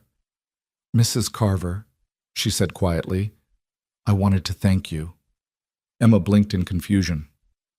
"Thank me?" "Mrs. Porter, I'm so sorry about Sam. If I hadn't come here, my Sam would still be dead, just from different hands and for different reasons." Sarah's voice was firm despite the tears on her cheeks. "Those men, Maddox's men, they would have found some other excuse to kill, some other victim to terrorize. At least this way his death mattered. At least it helped stop them from hurting anyone else." Emma didn't know what to say, overwhelmed by this grace she didn't deserve. Sarah reached out and squeezed her hand once. "You're not responsible for evil men doing evil things," Sarah said. "You're just responsible for how you respond. And from what I hear, you responded with courage and truth. Sam would have approved of that." She walked away before Emma could respond, leaving Emma standing there with tears streaming down her face and Will's arm coming around her shoulders, steady and supporting. "She's right, you know," Will murmured. "None of this was your fault, Emma. The debt, the threats, the violence, that was all Maddox. You just did what anyone would do. You tried to survive. I brought it here, though. To you, to this town. And now it's ended here. Maddox will hang, his organization will crumble, and dozens, maybe hundreds, of people won't fall victim to his schemes in the future. That's because of you, Emma. Because you had the courage to stop running and stand your ground." Emma leaned into Will's strength, letting his words sink in, wanting to believe them. Maybe, with time, she would. Maybe eventually the guilt would ease, would transform into something she could live with. A scar instead of an open wound. The meeting with Harding went long, lasting well into the evening. Emma sat beside Will in the marshal's office, listening as they went through the evidence piece by piece, building an ironclad case against Maddox. The ledgers alone were enough to convict him multiple times over, but Harding was thorough, leaving nothing to chance. "He'll try to buy his way out," Harding warned. "Men like Maddox always do. We need to make sure every official involved in this case is beyond reproach, beyond temptation." "Already taken care of," Will assured him. "The territorial judge assigned to this case is Judge Morrison, fought in the war, lost his son to profiteers. He's got no love for men like Maddox, and even less tolerance for corruption." Harding nodded approvingly. "Good. Then we've got him. Emma, you'll need to testify at trial. Give your account of Maddox's threats and the circumstances that led to your flight. Are you prepared for that?" Emma's stomach clenched at the thought of facing Maddox again, even in a courtroom surrounded by law and order, but she met Harding's gaze steadily. "I am. I'll tell the truth, all of it. Whatever it takes to make sure he never hurts anyone else. That's all we can ask." Harding stood, extending his hand first to Will, then to Emma. "Marshal Carver, you did good work here. Took a personal situation and turned it into justice for a whole territory. That's the mark of a good lawman." Will shook his hand firmly. "Couldn't have done it without good people backing me up. Your help, Dawson's change of heart, the deputies who stood with us, that's what made the difference." After Harding left, Emma and Will sat for a moment in the quiet office, the weight of everything finally settling. It was truly over. Maddox was in chains, his operation dismantled, the threat neutralized. Emma could breathe without fear for the first time in so long she'd almost forgotten what that felt like. "Come on," Will said finally, standing and offering his hand. "Let's go home. We've done enough for one day." Home. The word resonated through Emma's chest like a bell, clear and true. Not a hiding place, not a refuge, but home. Where she belonged, with the man she loved, in the life they'd fought together to claim. They rode back to the ranch under a sky brilliant with stars, the prairie quiet around them, peaceful in a way Emma could finally appreciate. Will's hand found hers on the wagon seat, and they drove one-handed, connected. Two people who'd been through hell and somehow found each other on the other side. At the ranch, they tended the horses together, checked the chickens, did the evening chores side by side with the easy cooperation of true partners. Inside, Emma made dinner while Will dealt with paperwork at the kitchen table. His brow furrowed in concentration as he worked through reports she'd help him file tomorrow. "Will," Emma said as they sat down to eat, "earlier you mentioned making plans for the future. What kind of plans?" Will set down his fork, his expression thoughtful. "Well, I was thinking maybe we expand the cattle operation, bring in some good breeding stock. The ranch could support twice what we have now if we work it right." He paused. "And I was thinking maybe we convert the loft space into a proper second bedroom, for when we need it." Emma caught the implication, felt heat rise to her cheeks. "For when we need it." "For children, Emma. Someday, when we're ready. If you want that." Will's voice was tentative, hopeful. "I know we haven't talked about it, and there's no rush, but I hoped, maybe you'd want to build a family with me. A real one. Not just the two of us, but something bigger." Emma's heart swelled so full she thought it might burst. Children, family, the kind of future she'd stopped letting herself imagine when survival became her only goal. But now, looking at Will across their kitchen table, in their home, with their whole lives ahead of them, she let herself want it with fierce intensity. "I want that," she said, her voice thick with emotion. "I want everything with you, Will. The ranch, the family, the life. All of it." Will's smile could have lit the whole prairie. He stood, came around the table, and pulled Emma to her feet and into his arms. "Then we'll have it. We'll build it together, piece by piece, day by day. We'll make something so good, so solid, that all the pain it took to get here will seem worth it." Emma kissed him, pouring everything she felt into the contact. Love and gratitude and hope and promise. When they finally broke apart, both were smiling, lighter somehow, as if giving voice to their dreams had made them more real, more attainable. "There's one more thing," Will said, reaching into his pocket. He pulled out a small velvet pouch, opened it to reveal a simple gold band. "My mother's wedding ring. I should have given it to you before the ceremony, but everything happened so fast and I wasn't sure." He trailed off, then met her eyes. "Emma Carver, would you wear this? Not because you have to, not because papers say you're my wife, but because you want to be." Emma's vision blurred with tears as she held out her hand, watched Will slip the ring onto her finger with hands that trembled slightly. It fit perfectly, as if it had been made for her, and Emma felt the significance of it settle into her bones. This was more than a symbol. This was a vow renewed, a choice made freely, love given and received without reservation. "Yes," she whispered. "Yes to all of it. To you, to us, to the life we're going to build. Yes, Will. Always yes." They stood there in their kitchen, hands clasped, hearts full. Two people who'd found each other against all odds and chosen, every day, to stay found. Outside, the prairie stretched endless and free, and inside, the future waited, uncertain in its details but sure in its foundation. Love, truth, partnership. The kind of life worth fighting for. And they'd fought for it, bled for it, nearly died for it. But they'd won. Together, they'd won everything that mattered. Emma smiled through her tears, felt Will's arms tighten around her, and knew with absolute certainty that every lie she'd told, every mile she'd run, every moment of terror she'd endured, all of it had been leading her here, to this man, this home, this hard-won happiness. She was Emma Carver now, truly and completely. Not running anymore, but standing. Not hiding, but living. Not alone, but loved beyond measure by a man who'd seen her at her worst and chosen her anyway. And that, Emma thought,